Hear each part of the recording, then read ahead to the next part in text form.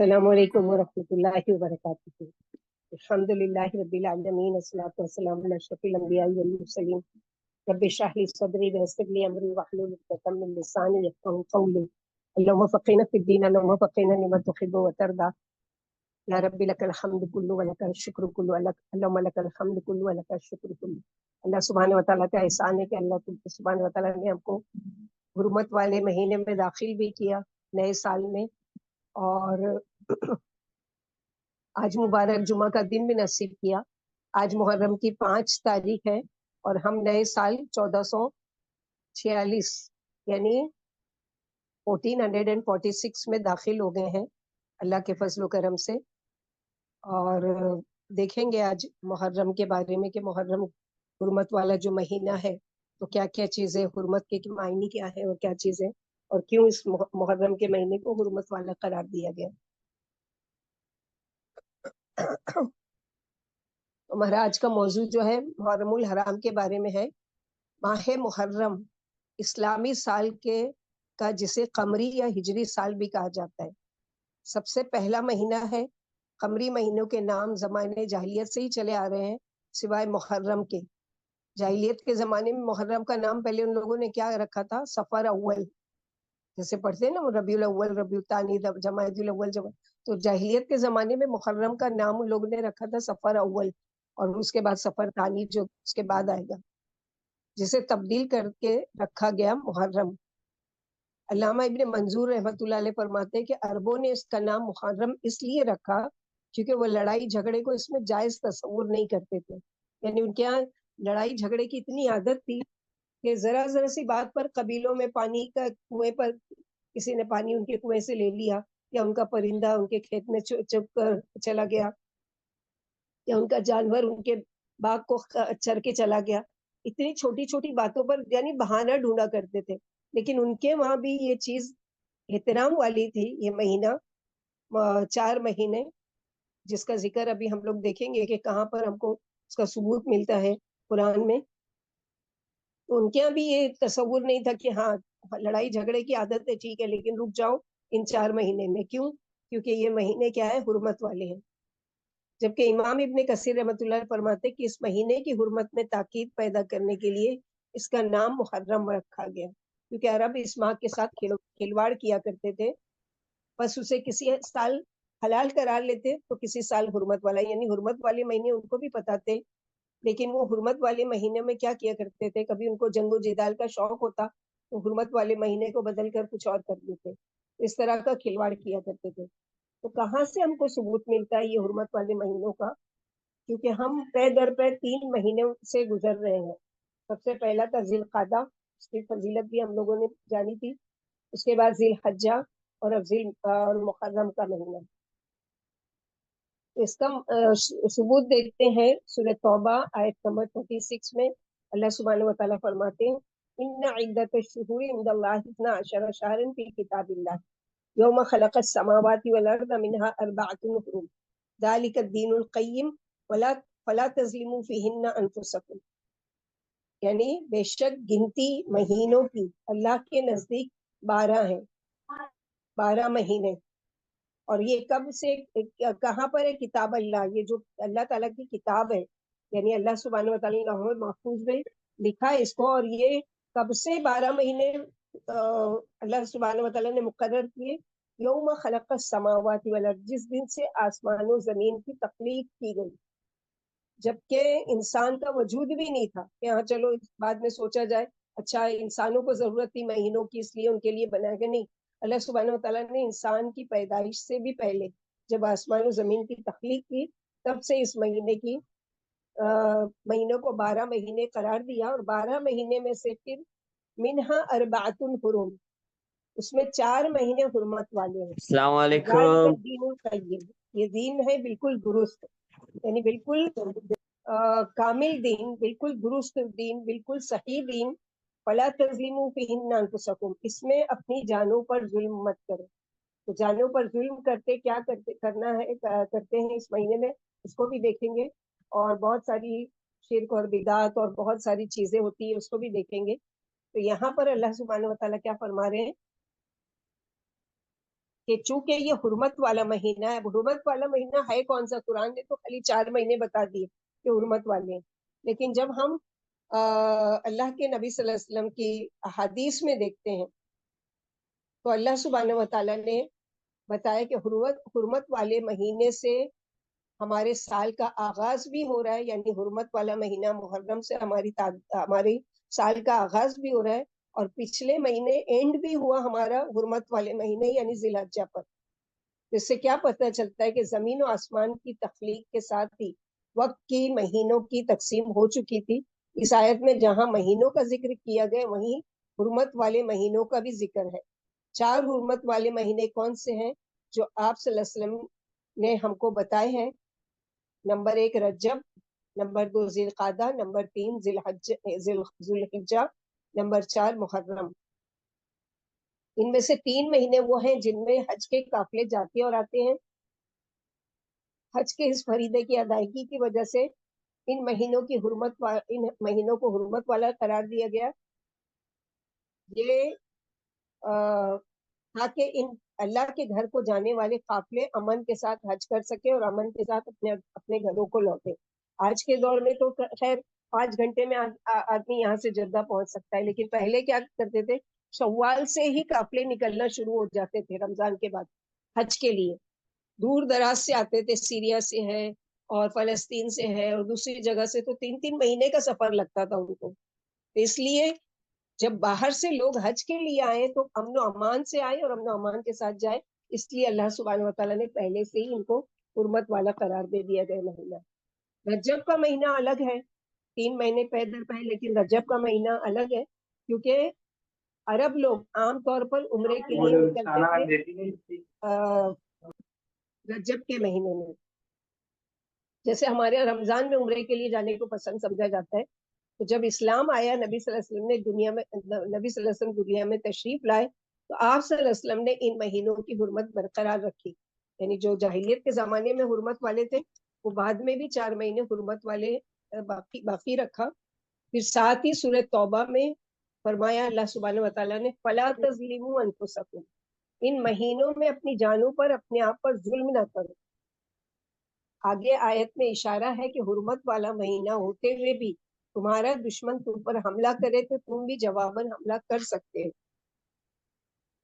تو ممانعت کی وجہ یہ ہے کہ ان مہینوں میں نافرمانی کرنے کا گناہ بڑھ جاتا ہے. جیسے کہ حرمت والے مہینے میں اگر کوئی نیکی کا کام کریں گے ہم تو اس کا اجر و ثواب بڑھا دیا جاتا ہے. ایسے ہی اس حرمت والے مہینے میں اگر کوئی گناہ کا کام کرتے ہیں تو گناہ کا بھی کیا ہے, سزا بڑھا دی جاتی ہے. حضرت قتادہ رحمۃ اللہ علیہ فرماتے فلا تظلموا فیہن انفسکم کے بارے میں کہ حرمت والے مہینوں میں ظلم کا گناہ اور بوجھ دوسرے مہینوں کی منسبت بڑھ جاتا ہے. اور ظلم کا گناہ گرچہ ہر وقت بڑا ہوا ہے, یعنی ہر سال بھر کسی پر کوئی ظلم کرے گا تو وہ کبیرہ گناہوں میں سے, لیکن خاص اس مہینے میں اپنی جانوں پر بھی ظلم نہیں کرنا, کسی اور پر بھی نہیں, لیکن اللہ تعالیٰ نے اپنی شریعت میں سے جس کو چاہے عظمت بخشے. اور امام ابن کثیر رحمۃ اللہ علیہ فرماتے ہیں کہ یعنی ان حرمت والے مہینوں میں اپنی جانوں پر ظلم مت کرو, کیونکہ ظلم ان مہینوں میں بنسبت دوسرے مہینوں کے گناہ کے اعتبار سے زیادہ بلیغ اور موقد ہے. جیسے کہ اللہ تعالیٰ کے اس قول جو بھی اس مسجد حرام میں ظلم کے ساتھ الحاد کا ارادہ کرے گا ہم اسے دردناک عذاب چکھائیں گے. کی وجہ سے بلد حرام میں گناہ بڑھ جاتے, جیسے عام جگہ پر گناہ یعنی بڑی چیز ہے اور بڑی سزا ہے, کبیرہ گناہ, لیکن اگر وہی گناہ کوئی انسان حرم کے حدود میں جا کر کرتا ہے تو اس کی سزا اور بڑھ جاتی ہے, کیونکہ وہ اللہ تعالیٰ کی جو حرام محترم جگہ ہے وہاں پر جا کے وہ گناہ کر رہا ہے. تو اسی طرح اگر کوئی عام دنوں میں کوئی گناہ کرتا ہے لیکن حرمت والے مہینوں میں گناہ کا کام کرتا ہے تو اس کا کیا ہوتا ہے, زیادہ بڑھ جاتا ہے. اسی طرح حرمت والے مہینوں میں بھی گناہ کو بڑھا دیا جاتا ہے. اور اس مہینے کی فضیلت ایک تو حرمت والے مہینوں کی وجہ سے, دوسرے یہ ہے کہ اللہ سبحانہ و تعالیٰ نے اس کو شہر اللہ قرار دیا ہے. یعنی اللہ سبحانہ و تعالیٰ نے فرمایا ہے کہ یہ میرا مہینہ ہے, یعنی اللہ تعالیٰ کا مہینہ ہے. جیسے ہم لوگ عام گھر ہے کوئی بھی تو اس کو بیت کہتے ہیں, لیکن جب بیت اللہ کہتے ہیں تو کیا ہے دماغ میں آتا ہے اللہ کا گھر. اسی طرح کتاب اللہ، اللہ کی کتاب یعنی قرآن مجید. تو اسی طرح اس مہینے کی حرمت اور عظمت اور زیادہ بڑھ جاتی ہے جب اللہ سبحانہ وتعالیٰ اپنی نسبت اس کو کرتے ہیں کہ شہر اللہ، یہ اللہ کا مہینہ ہے. تو جب اللہ کا مہینہ ہے تو ہم کو اس میں کرنا کیا چاہیے اور کیا نہیں کرنا چاہیے. تو ان 4 مہینوں میں سے ایک محرم کا مہینہ، اور یہ اسلامی کیلنڈر کا پہلا مہینہ ہے. اسلامی کیلنڈر کی ابتدا عمر رضی اللہ عنہ کے دور میں ہوئی. اس کی بنیاد واقع ہجرت پر ہے جب نبی صلی اللہ علیہ وسلم مکے سے مدینہ تشریف لائے، مگر اس کیلنڈر کا استعمال نبی صلی اللہ علیہ وسلم کی ہجرت کے 17 سال بعد ہوا، حضرت عمر فاروق کے دور حکومت میں. تاریخ کی کتابوں میں آتا ہے کہ حضرت ابو موسیٰ اشعری، جن کو یمن کے گورنر بنا کر بھیجا گیا تھا، تو زیادہ تر فتوحات جو ہوئی ہیں وہ عمر رضی اللہ عنہ کے دور خلافت میں ہوئی ہے. یعنی کیسر و کسرا، سیریا، شام، فلسطین، یہ سب یعنی فتح ہوتا گیا، مسلمانوں کی حکومت بڑھتی گئی اور گورنر مقرر کیے. تو ابو موسیٰ اشعری نے توجہ دلائی، کیونکہ عمر رضی اللہ عنہ کیا ہے تمام گورنرز کو خط لکھا کرتے تھے، لیکن کوئی وہ فکس نہیں تھا. مثلا مہینے تو معلوم تھے لیکن سال کون سا ہے، تاریخ کون سی ہے، یہ نہیں تھی. تو اس کی توجہ ابو موسیٰ اشعری نے عمر رضی اللہ عنہ کو توجہ دلائی کہ واقعات کو یاد رکھنے کے لیے، یعنی اگر ہم کسی کو خط لکھتے ہیں تو کون سے سال میں ہم نے کس کو خط لکھا، کون سی تاریخ تھی، کون سا دن تھا، کون سا مہینہ تھا. تو اسی لیے انہوں نے توجہ دلائی عمر رضی اللہ عنہ، ہمارا بھی کوئی سال ہونا چاہیے. جیسے عیسائیوں نے بنا لیا اپنا سال جنوری سے عیسیٰ علیہ السلام کی پیدائش پر. تو عمر رضی اللہ عنہ نے کیا کیا، چنانچہ تمام صحابہ کرام کے مشورے اور اتفاق سے یہ طے پایا. آپ عمر رضی اللہ عنہ نے تمام صحابہ کرام کو جمع کیا اور کہا کہ واقعی ہم لوگوں کو کوئی سال مقرر کرنا چاہیے جو اسلامی کیلنڈر کا سال ہو. تو کیسے اس کو کیا جائے، کون سے مہینے سے اس کی شروعات کی جائے. تو بعض صحابہ کرام نے رائے دی کہ جب آپ صلی اللہ علیہ وسلم کی ولادت ہوئی. بعض نے کہا کہ نہیں، جب آپ صلی اللہ علیہ وسلم کو نبی بنایا گیا. بعض صحابہ کرام نے کہا کہ نہیں، جب آپ صلی اللہ علیہ وسلم کی وفات ہوئی. تو اس کے بعد کچھ صحابہ کرام، زیادہ تر صحابہ کرام نے کہا کہ نہیں، اس مہینے سے شروعات کرتے ہیں، اس سال سے شروعات کرتے ہیں جب آپ صلی اللہ علیہ وسلم ہجرت کر کے مکے سے مدینہ آئے تھے. اور اس بات پر سب کا اتفاق ہو گیا کہ ہاں یہ صحیح رہے گا کہ ہم محرم کے مہینے سے، یعنی آپ صلی اللہ علیہ وسلم جس سال مکے سے مدینہ ہجرت کر کے آئے اس سال کو پہلا ہجری کیلنڈر کہا جائے گا، یعنی پہلا سال کہا جائے گا. اور پھر اس پر ہوا اچھا ٹھیک ہے سال پہلا ہجرت کا، لیکن اب مہینہ کون سا چوائس کیا جائے. تو کیونکہ آپ صلی اللہ علیہ وسلم تو ربیع الاول میں مدینہ پہنچے تھے، تو عثمان رضی اللہ تعالیٰ عنہ اور علی رضی اللہ تعالیٰ عنہ اور دوسرے صحابہ کرام نے مل کر مشورہ دیا کہ ٹھیک ہے ربیع الاول میں آپ صلی اللہ علیہ وسلم مدینے میں تشریف لائے تھے، لیکن آپ صلی اللہ علیہ وسلم نے ہجرت کی پلاننگ محرم کے مہینے سے شروع کر دی تھی، لہذا محرم کے مہینے سے سال کی شروعات کی جائے. تو 13 نبوت کے ذوالحجہ کے آخری دنوں میں ہجرت کا منصوبہ طے ہوا اور اس کے بعد محرم کا چاند طلوع ہوا. اور یہ روایت فتح الباری جو فتح بخاری کی شرح ہے اس میں بیان ہوا ہے. تو اس طرح سے طے ہوا کہ جس سال آپ صلی اللہ علیہ وسلم ہجرت کر کے مکہ سے مدینہ آئے وہ پہلا سال ہجری کیلنڈر کا قمری مہینہ اور چاند کا مہینہ، اور دوسرے یہ کہ پہلا مہینہ محرم کا. تو یہ اس پر اتفاق ہوا اور یہ طے کر دیا گیا. اب سوال یہ پیدا ہوتا ہے کہ جو چیز آپ صلی اللہ علیہ وسلم کے زمانے میں نہیں مقرر کی گئی ہم کیسے مانیں اس کو صاحب کرام کی اس میں. تو ہم لوگوں نے جیسے کہ حدیث یاد کی ہے کہ آپ صلی اللہ علیہ وسلم نے فرمایا کہ یہودی 71 فرقوں میں بٹ گئے، عیسائی 72 فرقوں میں بٹ گئے، اور میری امت 73 فرقوں میں بٹ جائے گی. ان 73 فرقوں میں سے ایک فرقہ جنتی ہوگا، باقی سب جہنمی ہوں گے. تو صحابہ کرام کو بڑی فکر لاحق ہوئی کہ اچھا یہ اگر ایک فرقہ جہنمی ہے تو ارے ایک فرقہ جنتی ہے تو وہ کون سا ہے؟ تو آپ صلی اللہ علیہ وسلم نے کلیئر کر دیا وہیں کہ ما انا علیہ و اصحابی، جس پر میں اور میرے صحابہ کرام. تو اللہ کے نبی صلی اللہ علیہ وسلم کیونکہ صحابہ اکرام جو ہے وہ وہی چیز فالو کرتے تھے جو اللہ کے نبی صلی اللہ علیہ وسلم کی یعنی مشیت ہوتی تھی، یا جو اللہ کے نبی صلی اللہ علیہ وسلم کا طریقہ ہوتا تھا. اسی لیے آپ صلی اللہ علیہ وسلم نے کیا فرمایا کہ اگر میرے بعد کوئی نبی ہوتے تو وہ کون ہوتے؟ عمر رضی اللہ عنہ. تو عمر رضی اللہ عنہ کے دور خلافت میں اس لیے ان کی بات لی جاتی ہے کہ صحابہ کرام کا طور طریقہ بھی وہی تھا جو آپ صلی اللہ علیہ وسلم کا طریقہ تھا، اس لیے ان کے طریقوں کو آنکھ بند کر کے اس حدیث کے مطابق لیا جائے گا جو آپ صلی اللہ علیہ وسلم نے اپنی زندگی میں بتا دیا. اس مہینے میں خاص طور پر کچھ حرمتیں رکھی گئی ہیں جن کو ہم آگے پڑھیں گے. بخاری مسلم کی روایت ہے کہ نبی صلی اللہ علیہ وسلم نے ذوالحجہ کے موقع پر فرمایا کہ زمانہ گھوم گھام کر اپنی اصلیت پر آ گیا ہے.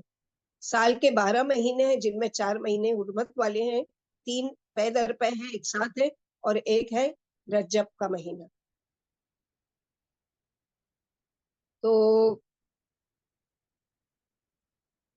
اس میں ہم دیکھیں گے کہ اس مہینے میں کچھ اہم واقعات بھی ہوئے، اور اس مہینے کو یعنی حرمت والا مہینہ اور محترم مہینہ کیوں کہا جاتا ہے؟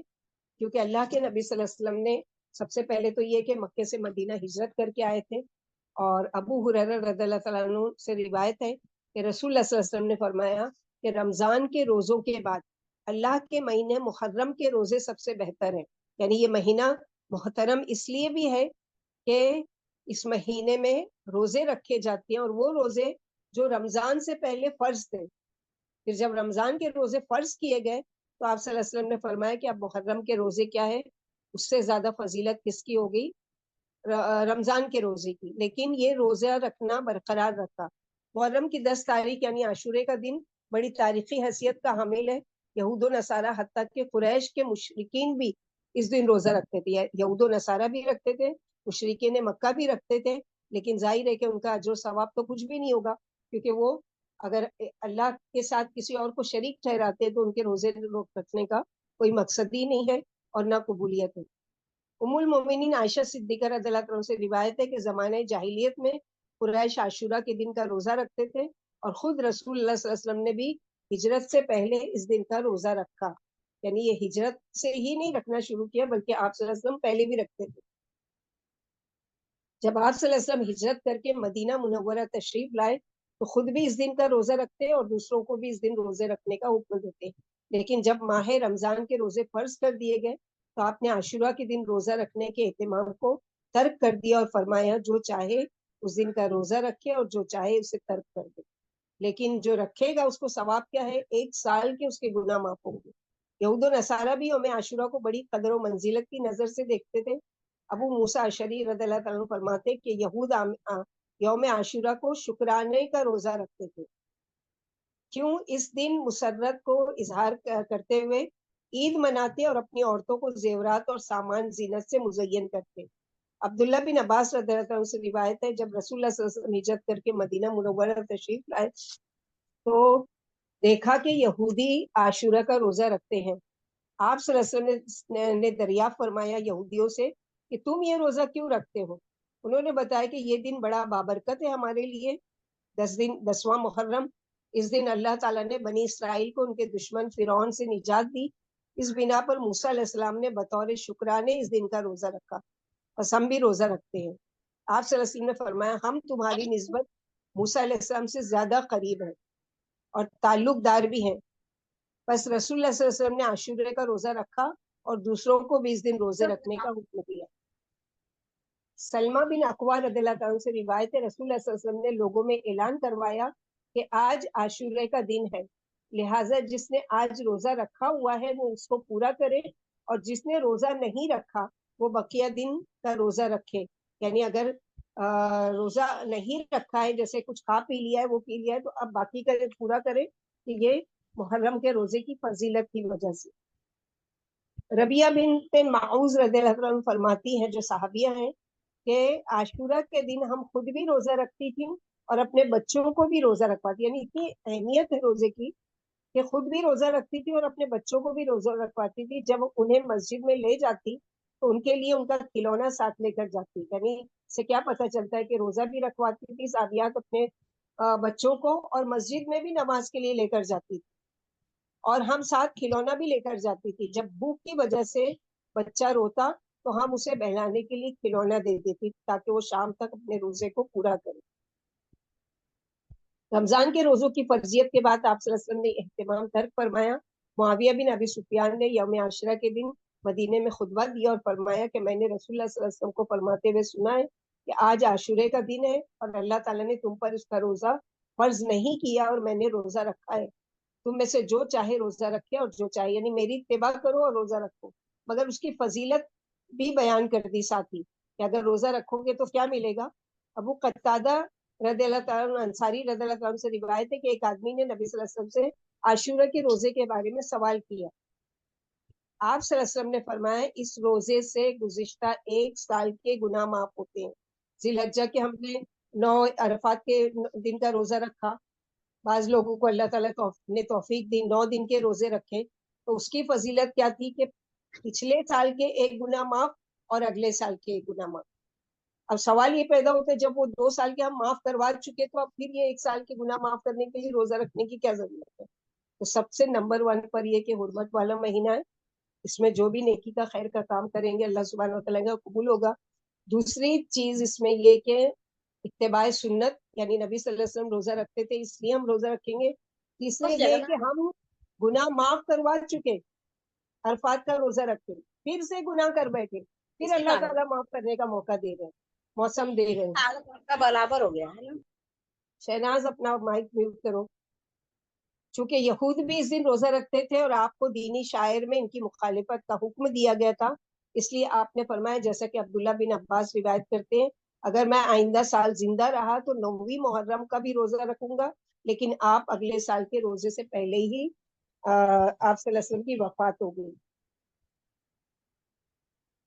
تو اس سے کیا پتہ چلتا ہے کہ اللہ کے نبی صلی اللہ علیہ وسلم نے یہودیوں کی مخالفت کرنے کو کہا ہے کہ وہ صرف 1 دن کا عاشورے کا روزہ رکھتے تھے، ہم ان کی مخالفت میں کیا کریں گے 9 کا بھی رکھیں گے، اور اگر 9 کا نہیں رکھ سکے 10 کا تو مسٹ ہے یعنی رکھنا ہی ہے، لیکن اس سے پہلے 1 دن زیادہ روایت 9 تاریخ کی آتی ہے. ان کیس جیسے عورتیں کوئی پرابلم ہے کہ وہ 9 تاریخ تک نہیں یعنی پاک ہو سکتی ہے، کچھ وہ پرابلم ہے، اب ان کو 10 کا روزہ مل رہا ہے تو 1 تو نہیں رکھیں گے کیونکہ آپ صلی اللہ علیہ وسلم نے یہودیوں کی مشابہت سے منع کیا، تو پھر وہ کیا کریں گی 11 کا رکھیں گے.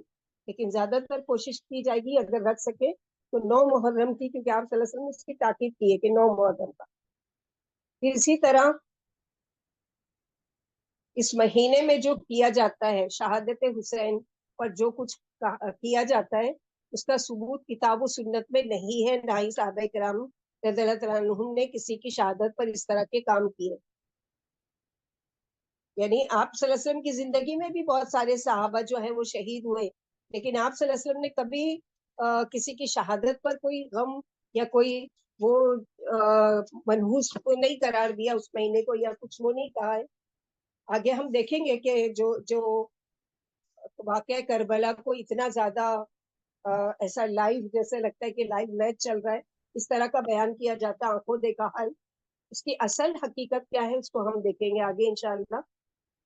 رسول اللہ صلی اللہ علیہ وسلم کی زندگی میں احد کی جنگ میں ان کے چچا اور حسین رضی اللہ تعالیٰ عنہ کے والد علی رضی اللہ تعالیٰ عنہ کے چچا سید الشہداء حمزہ بن عبد المطلب رضی اللہ تعالیٰ عنہ شہید کیے گئے.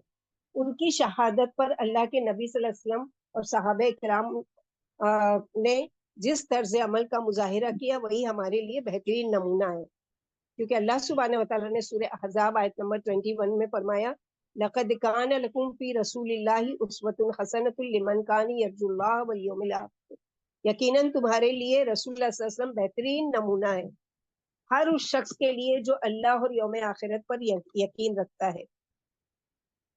اسامہ بن زید رضی اللہ عنہ روایت کرتے ہیں کہ نبی کریم صلی اللہ علیہ وسلم کی گود میں آپ کا نواسا تھا جبکہ اس کی جان نکلتے وقت بے چین اور مضطرب تھی. اس کی یہ حالت دیکھ کر رسول اللہ صلی اللہ علیہ وسلم کی آنکھوں سے آنسو جاری ہو گئے. اب یہ سارے واقعات ہم کیوں پڑھ رہے ہیں کہ یہ سارے غم کے سال، غم کے دن آپ صلی اللہ علیہ وسلم کی زندگی میں بھی ہوئے، لیکن کہیں ثبوت نہیں ملتا ہے کہ آپ صلی اللہ علیہ وسلم نے اس سال کو فکس کر دیا کہ اب ہر سال اس کو غم کا منایا جائے گا. جیسے ہمارے وہاں ایک سال کسی کے میت ہو جائے، سالہ سال تک اس کو برسی منائی جاتی ہے، تو کہیں بھی اس چیز کا ثبوت نہیں. ہاں اس وقت جو کیفیت ہوئی وہ بیان کی جا رہی ہے. اسی طرح انس بن مالک رضی اللہ عنہ روایت کرتے کہ رسول اللہ صلی اللہ علیہ وسلم اپنے بیٹے ابراہیم کے پاس آئے اور وہ جانکنی کے عالم میں تھے اور آپ صلی اللہ علیہ وسلم کی گود میں تھے. آپ کی آنکھوں سے آنسو جاری ہو گئے اور فرمایا بے شک آنکھیں آنسو بہاتی ہیں اور دل غمگین ہے، لیکن ہم زبان سے وہی بات کہیں گے جو ہمارے رب کو راضی کر دے. اے ابراہیم ہم تیری جدائی پر یقیناً غمگین ہے. عبداللہ بن مسعود رضی اللہ عنہ روایت کرتے کہ رسول اللہ صلی اللہ علیہ وسلم نے فرمایا وہ شخص ہم میں سے نہیں جس نے رخساروں کو پیٹا، گریبان چاک کیا اور جاہلیت کے بول بول کر بیان کیے، یعنی میت پر نوحہ کرنا، گال پیٹنا، سینے کو بھی کرنا، کپڑا پھاڑنا، میت کے بارے میں اس کی خوبیاں بول بول کر زور زور سے رو رو کر بیان کرنا، یہ اسلامی طریقہ نہیں ہے. ابو موسیٰ اشعری فرماتے ہیں کہ بے شک رسول اللہ صلی اللہ علیہ وسلم نوحہ کرنے والی، سر منڈوانے والی اور گریبان چاک کرنے والی عورت سے بیزار ہیں. ام المومنین ام حبیبہ رضی اللہ تعالیٰ عنہ اپنے والد ابو سفیان رضی اللہ تعالیٰ عنہ کی وفات کے 3 دن بعد سوگ ختم کرتے ہوئے فرماتی ہیں کہ میں نے رسول اللہ صلی اللہ علیہ وسلم کو منبر پر یہ کہتے ہوئے سنا ہے کہ کسی عورت کو جو اللہ اور آخرت پر یقین رکھتی ہو، یہ جائز نہیں ہے کہ وہ کسی میت پر 3 دن سے زیادہ سوگ کرے سوائے خاوند کے جس کا سوگ 4 مہینہ 10 دن ہے. اب ہمارے وہاں دیکھو 10 تیجا، پھر 10واں، پھر 20واں، پھر 40واں، پھر برسی، سالہ سال تک یہ ساری چیزیں چلی آتی ہے. تو بتائیے کتنی مدت ہو چکی ہے. عشرہ محرم جو ماتم کے لیے مخصوص ہو چکا ہے، کیا اسے کسی طرح بھی دین قرار دیا جا سکتا ہے؟ یقیناً نہیں. پھر آغاز محرم کے ساتھ ہی حسین رضی اللہ عنہ کے نام کی سبیلیں بننا شروع ہو جاتی ہے.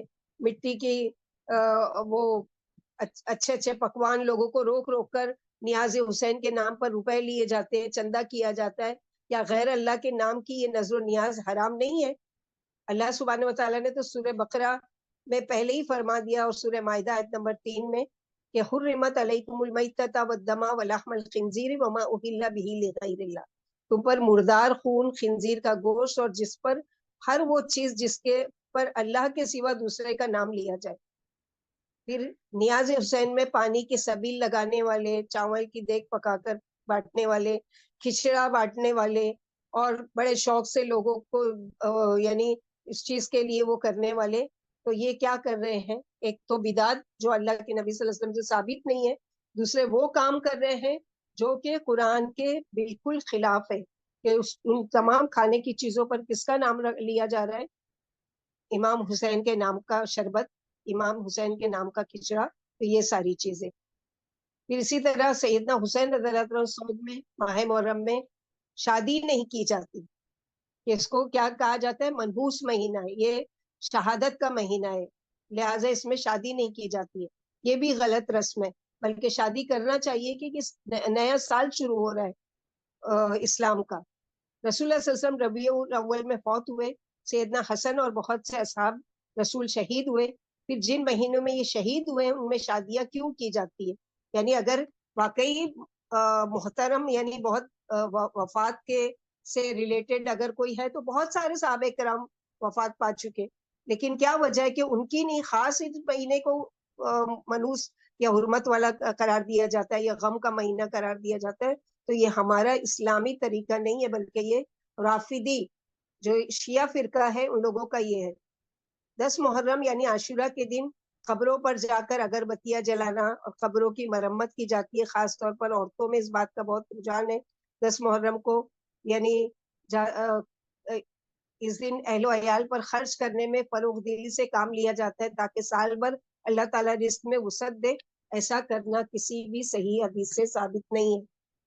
بعض لوگ کہتے ہیں اس میں اچھے اچھے کپڑے پہنو تاکہ پورا سال حساب نہیں لیا جائے، اس میں اچھے اچھے کھانے پکاؤ اور وہ کرو تاکہ پورا سال اللہ تعالیٰ برکت رکھے. تو ایسی کوئی چیز اللہ کے نبی صلی اللہ علیہ وسلم کے زمانے میں کئی سال محرم کے گزرے، آپ صلی اللہ علیہ وسلم نے ایسا کوئی کام نہیں کیا.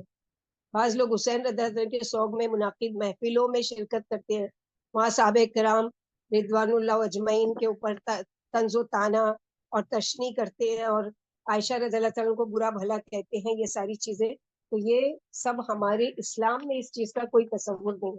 ہمارے لیے کیا ہے ماننے کی چیز اور کرنے کے کام، وہ ہم دیکھیں گے کہ ہم کو کرنا ہے کیا ہے اور کیا نہیں کرنا. یہ ساری چیزیں نہیں کرتے ہوئے اس چیز کی احترام کرنا ہے کہ سب سے پہلی چیز تو یہ حرمت والا مہینہ ہے، لہٰذا اس میں اپنی جانوں پر بھی ظلم نہیں کرنا ہے، دوسروں پر بھی ظلم نہیں کرنا ہے، زیادہ سے زیادہ نیکیوں کا یعنی کوشش کرنا ہے، نیک خیر کے کام کرنے کی.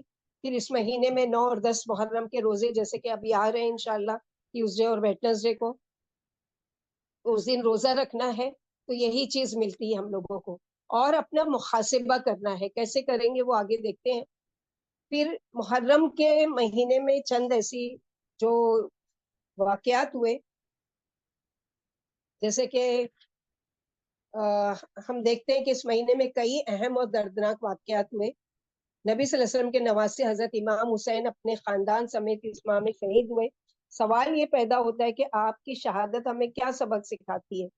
اس میں کوئی شک نہیں ہے کہ نبی صلی اللہ علیہ وسلم کے دونوں نواسے امام حسن اور حسین عنہما دونوں ہی آپ صلی اللہ علیہ وسلم کو بہت پیارے تھے. آپ صلی اللہ علیہ وسلم ان کو جنت کے پھول کہا کرتے تھے اور آپ صلی اللہ علیہ وسلم ان سے بہت محبت کرتے تھے. آپ صلی اللہ علیہ وسلم جب مسجد نبی میں نماز کی امامت کراتے تو یہ بچے سجدے کی حالت میں آپ صلی اللہ علیہ وسلم کی پشت پر پیٹھ پر سوار ہو جاتے. نبی صلی اللہ علیہ وسلم ان سے محبت کی وجہ سے اس وقت تک سجدے سے سر نہیں اٹھاتے جب تک کہ بچے خود نہ اتر جاتے. حالانکہ آپ صلی اللہ علیہ وسلم کے پیچھے لوگوں کی ایک بڑی جماعت نماز پڑھ رہی ہوتی تھی اور وہ سب بھی آپ صلی اللہ علیہ وسلم کا سر مبارک اٹھانے کا انتظار کیا کرتے تھے. اس سے کیا پتہ چلتا ہے کہ نبی صلی اللہ علیہ وسلم کو ان نواسوں سے کتنی محبت تھی. حضرت فاطمہ جو سب سے چھوٹی اور لاڈلی بیٹی ہیں، کہ آپ صلی اللہ علیہ وسلم جب نبی صلی اللہ علیہ وسلم کے گھر تشریف لاتی تو آپ صلی اللہ علیہ وسلم کھڑے ہو کر ان کا استقبال کرتے اور محبت سے ان کی پیشانی چومتے تھے. آپ صلی اللہ علیہ وسلم نے ان کو اپنی دنیا سے جانے کے بعد سب سے پہلے ان سے ملنے کی بشارت دی جو سچ ثابت ہوئی. لہذا امام حسین کی شہادت کے جو مختلف واقعات ان پر کیے گئے ظلم و ستم کے بارے میں ہے، جن کو ہر سال لوگ پڑھتے بھی ہیں سنتے بھی ہیں، لیکن ان واقعات سے کون سے سبق سیکھنے اس کو لوگ نہیں دیکھتے. یعنی 1 تاریخ سے شروع ہو گئے جگہ جگہ واز کا وہ روزانہ لائیو ایسا بتایا جا رہا ہے کہ جیسے آنکھوں دیکھا حال.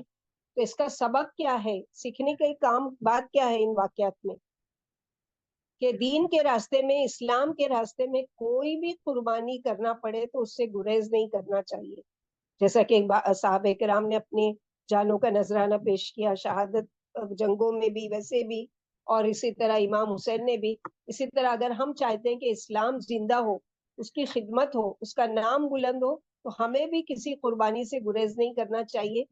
پہلے ابراہیم علیہ السلام کا واقعہ پچھلے ماہ پڑھ چکے کہ اللہ کے حکم سے جو خواب کے ذریعے ملا اپنے بچے کو قربان کرنے چلے تو اللہ سبحانہ وتعالیٰ نے ان کی قربانی کو قبول کیا اور قرآن میں اس کا ذکر بھی کیا ہے. پھر نبی صلی اللہ علیہ وسلم نے فرمایا کہ مسلمانوں کو کہ تم پر ایک موقع ایسا آئے گا کہ غیر قومیں تم پر اس طرح ٹوٹ پڑیں گی کہ جیسے بھوکے دسترخوان پر ٹوٹ پڑتے ہیں.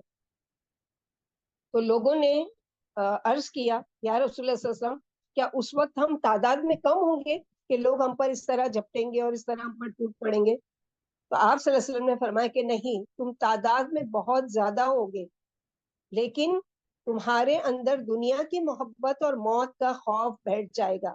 آج اس امت مسلمہ پر ایسی ہی حالت ہے کہ ہم موت سے ڈرتے ہیں، جہاد کے نام سے خوف کھاتے ہیں اور دنیا کی محبت ہمارے اندر تک رچ اور بس گئی ہے.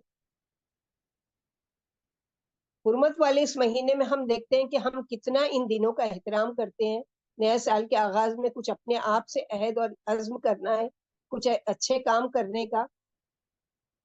اور 3 چیزوں کی حرمت ہے، نمبر 1 جان کی، نمبر 2 مال کی، نمبر 3 عزت و آبرو کی. گویا نیا سال ہم کو امن کا پیغام دیتا ہے، پیس کا پیغام دیتا ہے، کیونکہ یہ مہینہ حرمت والا ہے. لیکن حیرت کی بات ہے کہ سب سے زیادہ اس مہینے میں جان و مال کی بے حرمتی ہوتی ہے. اپنے ہاتھوں میں تلوار نیزہ لے کے اپنے آپ کو زود کو کیا جاتا ہے، اور یہ ساری چیزیں. افسوس کہ محرم کے مہینے کا خیال ہجرت نبوی کے بجائے کچھ اور ہی تصور ہو گیا. یعنی شیطان نے اصل بات کو بھلوا دیا اور دوسرے کاموں میں لگا دیا کہ واز میں جاؤ اور واز سنو اور یہ کرو، اور پھر 10 تاریخ کو اگر روزہ بھی رکھنا ہے تو امام حسین کے نام کا رکھو. یاد رکھو ایسے روزے کا جو اللہ کے نبی صلی اللہ علیہ وسلم سے ثابت نہیں ہے، چاہے کہ ان کے پیارے نواسے کے نام پر رکھا جائے، لیکن اس کا اجر و ثواب کچھ بھی نہیں ملے گا، کیونکہ وہ کام اللہ کے نبی صلی اللہ علیہ وسلم ہمارے لیے کیا ہے؟ اسوہ ہے. قُلْ إِن كُنتُمْ تُحِبُّونَ اللَّهَ فَاتَّبِعُونِي يُحْبِبْكُمُ اللَّهُ. تم چاہتے ہو کہ اللہ تم سے محبت کرے تو تم وہ کام کرو جو اللہ کے نبی صلی اللہ علیہ وسلم کرتے تھے، ان کی پیروی کرو، ان کی اتباع کرو، تو اس کے بدلے میں اللہ سبحانہ و تعالیٰ تم سے محبت کریں گے. اس کے علاوہ ہم دیکھتے ہیں کہ محرم کے مہینے میں چند اور اہم واقعات ہوئے. ایک تو امام حسین کا، دوسرے یہ کہ رسول اللہ صلی اللہ علیہ وسلم یکم محرم 7ویں ہجری کو مختلف بادشاہوں اور عمرا کے نام خطوط روانہ کیے تاکہ جو مسلمان نہیں ہیں ان کو دین کی دعوت کے لیے ان کو خطوط بھیجے آپ صلی اللہ علیہ وسلم نے. اور یہ تاریخ تھی 7ویں ہجری اور 1 تاریخ محرم کی. پھر دوسرا واقعہ اس میں ہوا محرم کے مہینے میں کہ محرم 3 ہجری میں آپ صلی اللہ علیہ وسلم کی بیٹی کا نکاح ام کلثوم کا نکاح آپ صلی اللہ علیہ وسلم نے عثمان رضی اللہ عنہ سے کیا. یہ سنت پتہ چلتی ہے کہ ہمیں بھی اگر موقع ہو تو اس رسم کو جو ہمارے معاشرے میں چلی آ رہی ہے کہ یہ غم کا مہینہ ہے، اس میں خوشی نہیں منا سکتے، اس میں شادیاں نہیں کر سکتے، اس کو غلط ثابت کرنا ہے جیسا کہ آپ صلی اللہ علیہ وسلم نے کیا. حالانکہ اب سوال یہ ہوگا کہ آپ صلی اللہ علیہ وسلم کے زمانے میں تو امام حسین رضی اللہ عنہ کی شہادت نہیں ہوئی تھی، اس لیے انہوں نے کر دیا اپنی بیٹی کی. لیکن بعد میں یہ ہوئی تو بعد میں ہو یا پہلے آپ صلی اللہ علیہ وسلم نے اپنی زندگی میں ہی اس کی پیشن گوئی کر دی تھی کہ میرے یہ نواسے جو ہے یہ شہید کیے جائیں گے اللہ کے نام پر. تیسرا واقعہ اس مہینے میں جو ہوتا ہے وہ کیا ہے کہ محرم وہ مبارک مہینہ ہے جس میں رسول اللہ صلی اللہ علیہ وسلم کے صحابی عمر بن خطاب کی خلافت میں سعد بن وقاص نے شہر کوفہ کی بنیاد رکھی. عمر رضی اللہ عنہ کی خلافت کا زمانہ تھا اور محرم کا مہینہ تھا، اور سعد بن وقاص نے شہر کوفہ کی بنیاد رکھی، یعنی کوفہ فتح کیا گیا. صحابہ کرام آپ کے نقش قدم پر چلتے تھے. چوتھی واقعہ جو محرم کا ہے وہ یہ ہے کہ محرم کے مہینے میں آپ صلی اللہ علیہ وسلم کے صحابی عمرو بن العاص خشتاق نامی شہر آباد کیا اور اسکندریہ کی بجائے اسے مصر کا دارالحکومت قرار دیا. یعنی یہ ساری فتوحات ہوئی ہیں جو وہ کون سے مہینے میں ہوئی ہے کہ حرمت والے مہینے، یعنی اس محرم کے مہینے میں. پھر محرم کے مہینے میں ہی آپ صلی اللہ علیہ وسلم نے جو زکوٰۃ کی وصولے کے لیے عمان ایک پورا وفد تیار کیا آپ صلی اللہ علیہ وسلم نے، اور زکوٰۃ کی وصولے کے لیے عمان روانہ کیا تھا. یہی محرم کا مہینہ تھا. چھٹا جو واقعہ اس مہینے کا سے نسبت رکھتا ہے، رسول اللہ صلی اللہ علیہ وسلم کے صحابی دوسرے خلیفہ عمر بن خطاب اسی محرم کے مہینے میں یکم محرم 24 ہجری کو شہید کر دیے گئے. ان کے پیچھے کسی صحابہ نے نہ کوئی نوحہ کیا، نہ کوئی گال پیٹا، نہ کوئی روئے، نہ افسوس میں کچھ ان کے لیے کوئی رسم ایجاد کی، کچھ بھی نہیں. آپ صلی اللہ علیہ وسلم نے دونوں نواسوں حسن و حسین جنت کے شہزادے ہیں، یہ دونوں میرے پھول ہیں. رسول اللہ صلی اللہ علیہ وسلم نے فرمایا کہ میرے بچے شہید کیے جائیں گے اللہ کے دین کی سربلندی کے لیے، مگر اس پیشن گوئی میں کہیں بھی یہ نہیں کہا کہ تم اس دن ماتم کرنا یا غم منانا یا میرے اس یعنی میرے نواسے کے غم میں تم اس دن کا روزہ رکھنا، کیونکہ ان کو بھوکا. وہ جو بھوکے تھے وہ اس لیے تھے کہ وہ اپنے نانا کی سنت پر عمل کرتے ہوئے کہ آپ صلی اللہ علیہ وسلم نے جو اپنے زمانے میں ان کو عادت کرتائی تھی روزہ رکھنے کی، اس روزے کی حرمت کی یعنی اس روزے کی فضیلت کی وجہ سے وہ روزے سے تھے. اور ہمارے وہاں کیا قصہ بیان کیا جاتا ہے کہ حسین رضی اللہ تعالیٰ پر پانی بند کر دیا گیا اور ان کو پیاسا رکھا گیا اور ان کی پوری فیملی پر اس طرح کا وہ کیا گیا، تو اس لیے روزہ رکھتے ہیں. اگر اس طرح کی سوچ کے ساتھ روزہ رکھتے ہیں تو یہ نہیں ہے، کیونکہ امام حسین 10 تاریخ کو خود بھی روزہ سے تھے. تو کیسی ہماری یعنی محبت ہے اللہ کے نبی صلی اللہ علیہ وسلم سے اور صحابہ کرام سے، کہ اس دن تو وہ اپنے نانا کی سنت کو کے مطابق صحابہ کرام اور امام حسین اور تمام جتنے بھی تابعین نے سب نے روزہ رکھا ہوا ہے. اور ہم اس دن شربت بانٹے، سبیلے سجائے اور کھچڑا بنا کر بانٹے اور لوگوں کو حسین رضی اللہ عنہ کی طرف منسوب کریں. تو یہ ساری چیزیں کیا ہے کہ یہ روزہ ان 4 یا 5 ہزار سال پہلے موسیٰ علیہ السلام کے زمانے سے رکھا جا رہا ہے. جو آپ صلی اللہ علیہ وسلم نے یہ یہودیوں کی مشابہت کے طور پر کیا کیا، بس یہ اس روزے کو کہ 10 روزے کے ساتھ 9 تاریخ کا روزہ، جبکہ یہ روزہ کا رکھنا پرانے زمانے یعنی موسیٰ علیہ السلام کے زمانے سے، کہ موسیٰ علیہ السلام نے فرعون سے نجات کی خوشی میں روزہ رکھا تھا. تو ہمارے لیے کرنے کا کام کیا ہے کہ ہم جو اہل سنت والجماعت یعنی جو یہ کہتے ہیں کہ ہم قرآن و سنت کو ماننے والے، تو ہمارے لیے اس میں کیا سبق ہے کہ ہم کیا کریں گے کہ اس سال کو ہم خوشی کا وہ کریں گے کہ یہ ہمارا سال شروع ہو رہا ہے، اور نہ صرف خوشی بلکہ اپنا محاسبہ، کہ اپنا حساب لینا ہے کہ ہم یعنی اس مہینے میں ہم پچھلے سال جو ہمارا گزر چکا وہ ہم نے کیا کیا، اور اس مہینے میں ہم کیا کر رہے ہیں. یہ ساری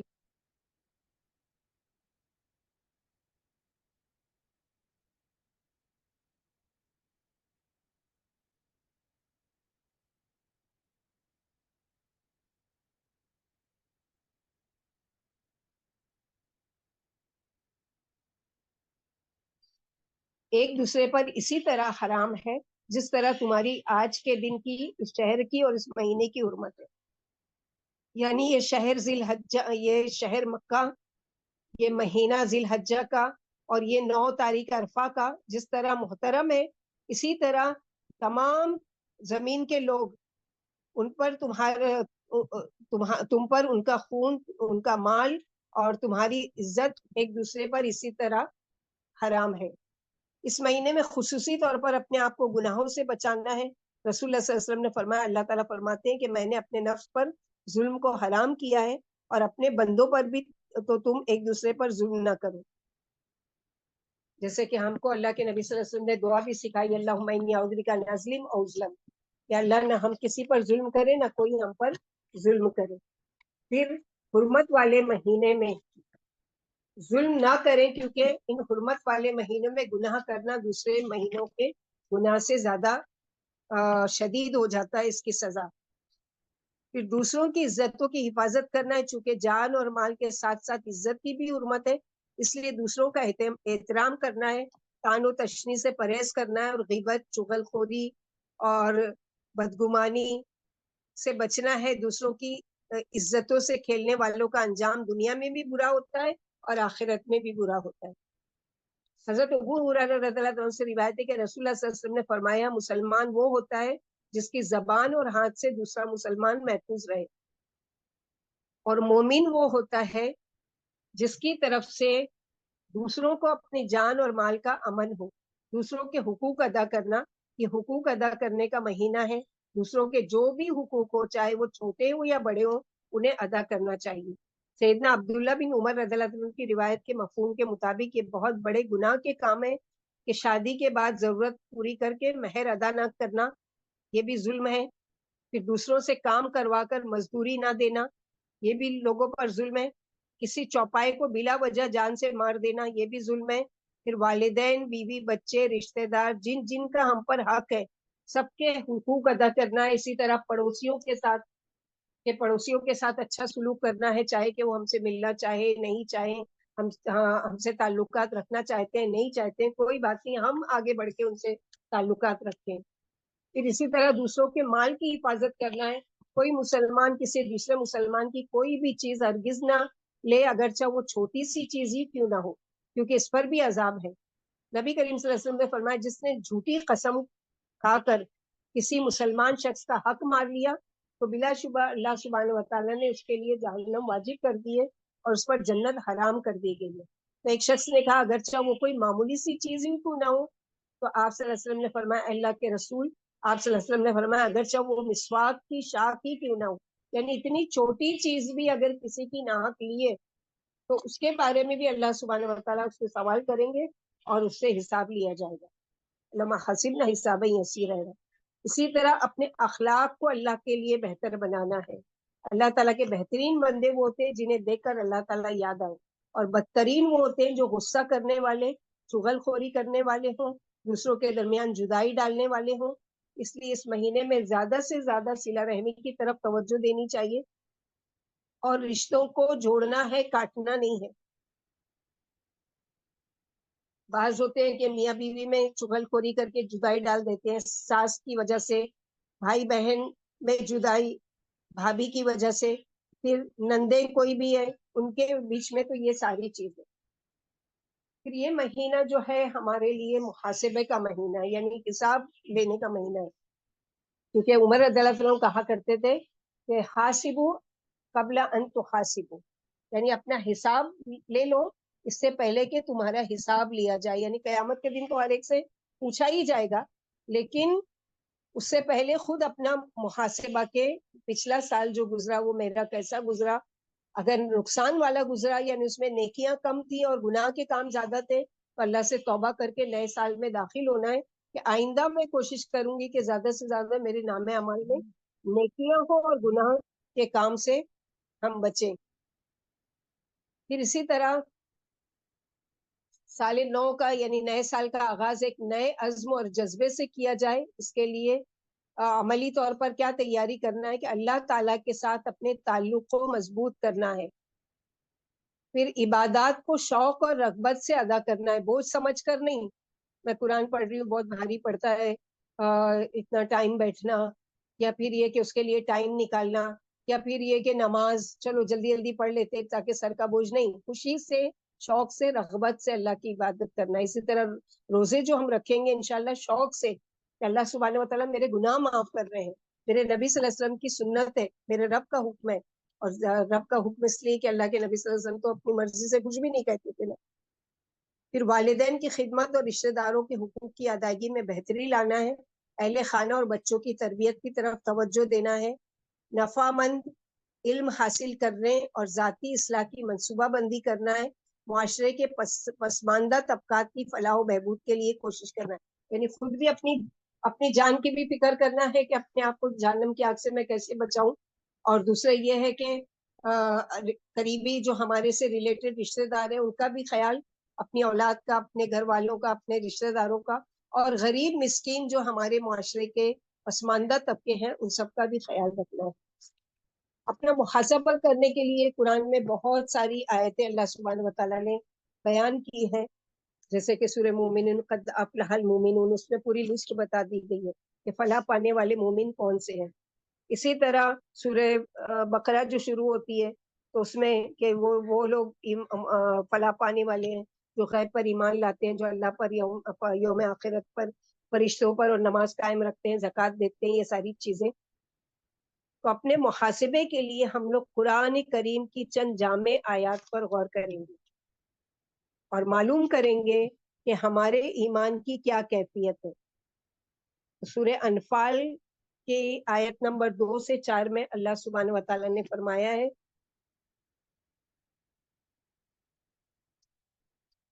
کہ اعوذ باللہ من الشیطان الرجیم انما المؤمنون الذین اذا ذکر اللہ وجلت قلوبهم واذا تلیت علیہم آیاتہ زادتہم ایمانا وعلی ربہم یتوکلون الذین یقیمون الصلاۃ ومما رزقناہم ينفقون اولئک هم المؤمنون حقا لهم درجات عند ربہم ومغفرۃ ورزق کریم. تو یہاں پر جو بتایا گیا ہے مومنوں کی کوالٹی اپنا محاسبہ کرنے کے لیے, اور ہم دیکھتے ہیں کہ کیا ہم ان میں سے ہے, یا ہمارے اندر یہ عادات ہے یا یہ طریقے ہیں. اگر نہیں ہے تو اس کو اپنانے کی کوشش کرنا ہے. تو اس کا ترجمہ کیا ہے؟ بس ایمان والے تو وہ لوگ ہیں کہ جب ان کے سامنے اللہ کا ذکر آتا ہے تو ان کے دل ڈر جاتے ہیں, اور جب ان کو اس کی آیتیں پڑھ کر سنائی جاتی ہیں تو وہ ان کے ایمان میں اضافہ کر دیتی ہے، اور وہ لوگ اپنے رب پر توکل کرتے ہیں، نیز وہ لوگ جو نماز قائم کرتے ہیں اور ہم نے ان کو جو رزق دیا ہے اس میں سے خرچ کرتے ہیں۔ سچے ایمان والے یہی لوگ ہیں، ان کے لیے بڑے درجے ہیں ان کے رب کے پاس، اور مغفرت ہے اور عزت کی روزی ہے۔ یعنی آخرت کی کامیابی کی کنجی اللہ سبحانہ وتعالیٰ نے ان 5 چیزوں میں رکھی ہے۔ کون سی ہے وہ 5 چیزیں دیکھتے ہیں۔ نمبر 1 صفت جو اس میں بتائی گئی ہے ان آیات میں، اللہ رب العزت نے چند صفات کا ذکر کیا ہے، سچے اور پکے مومن کے علامات کے طور پر کیا ہے۔ ان میں پہلی صفت کیا ہے؟ خشیت الہی۔ جیسے کہ اصلاح القلب میں بھی ہم خوف اور خشیت کا ٹاپک پڑھ رہے ہیں الحمدللہ، وہاں بھی ڈیٹیل سے ہم لوگ پڑھ رہے ہیں کہ اللہ کی خشیت کیا ہوتی ہے۔ تو پہلی صفت جو ہے خشیت الہی، کیونکہ یہ ہوگا تو انسان کے باقی کے سارے اعمال کیا ہے؟ اچھے اور بہتر ہو سکتے ہیں۔ اگر اللہ کا ڈر ہی نہیں ہے، اللہ کا خوف ہی نہیں ہے، تو جتنے بھی ہم اعمال کر رہے ہیں اس میں کوئی وہی نہیں ہے نا، کوالٹی ہی نہیں پیدا ہو رہی۔ یعنی سچے مومن ایسے ہوتے ہیں کہ جب ان کے سامنے اللہ کا ذکر آ جائے تو اس کی عظمت اور کبریائی کے استحصار سے ان کے دل سہم جاتے ہیں، بالخصوص ان مواقع پر جب کہ اللہ کا کوئی حکم ٹوٹ رہا ہو، یعنی کہیں اللہ کی نافرمانی ہو رہی ہے یا ٹوٹنے والا ہو اور کوئی مخلص بندہ اللہ کا خوف دلا دے، تو ایمان والے کی یہ صفت ہوتی ہے کہ وہ ڈر کر اللہ کی نافرمانی سے رک جائے اور توبہ کر کے اللہ سے رجوع کرے۔ یعنی کہیں پر کوئی کر رہا ہے غلط کام، اب کوئی اللہ والا یا اس کو جو معلوم ہے دلیل کے ساتھ وہ اس کو سمجھا رہا ہے کہ یہ گناہ کا کام ہے اور یہ نہیں کرنا چاہیے اور اس سے رک جاؤ، یہ اللہ کا حکم نہیں ہے، اللہ کو ناراض کرنے والا کام ہے، اور وہ یہ سوچ کر رک جاتا ہے، تو یہ کیا ہے کہ توبہ کر لیتا ہے اور اللہ کی طرف رجوع کر لیتا ہے۔ یاد رہے کہ اپنی غلطیوں کو دلائل سے صحیح ٹھہرانا شیطانی صفت ہے، یعنی کوئی غلط کام کر رہے ہیں، اب اس پہ لاجک پیش کی جاتی ہے، ارے وہ ایسا نہیں تھا، ایسا تھا، ویسا تھا، یہ ساری شیطانی فعل ہے۔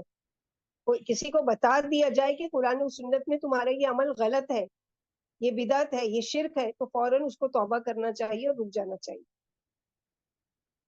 اور جو اللہ کے غیظ و غضب کا موجب بنتی ہے، یعنی شیطانی فعل کر کے، شیطانی عمل کر کے وہ کیا کرتا ہے؟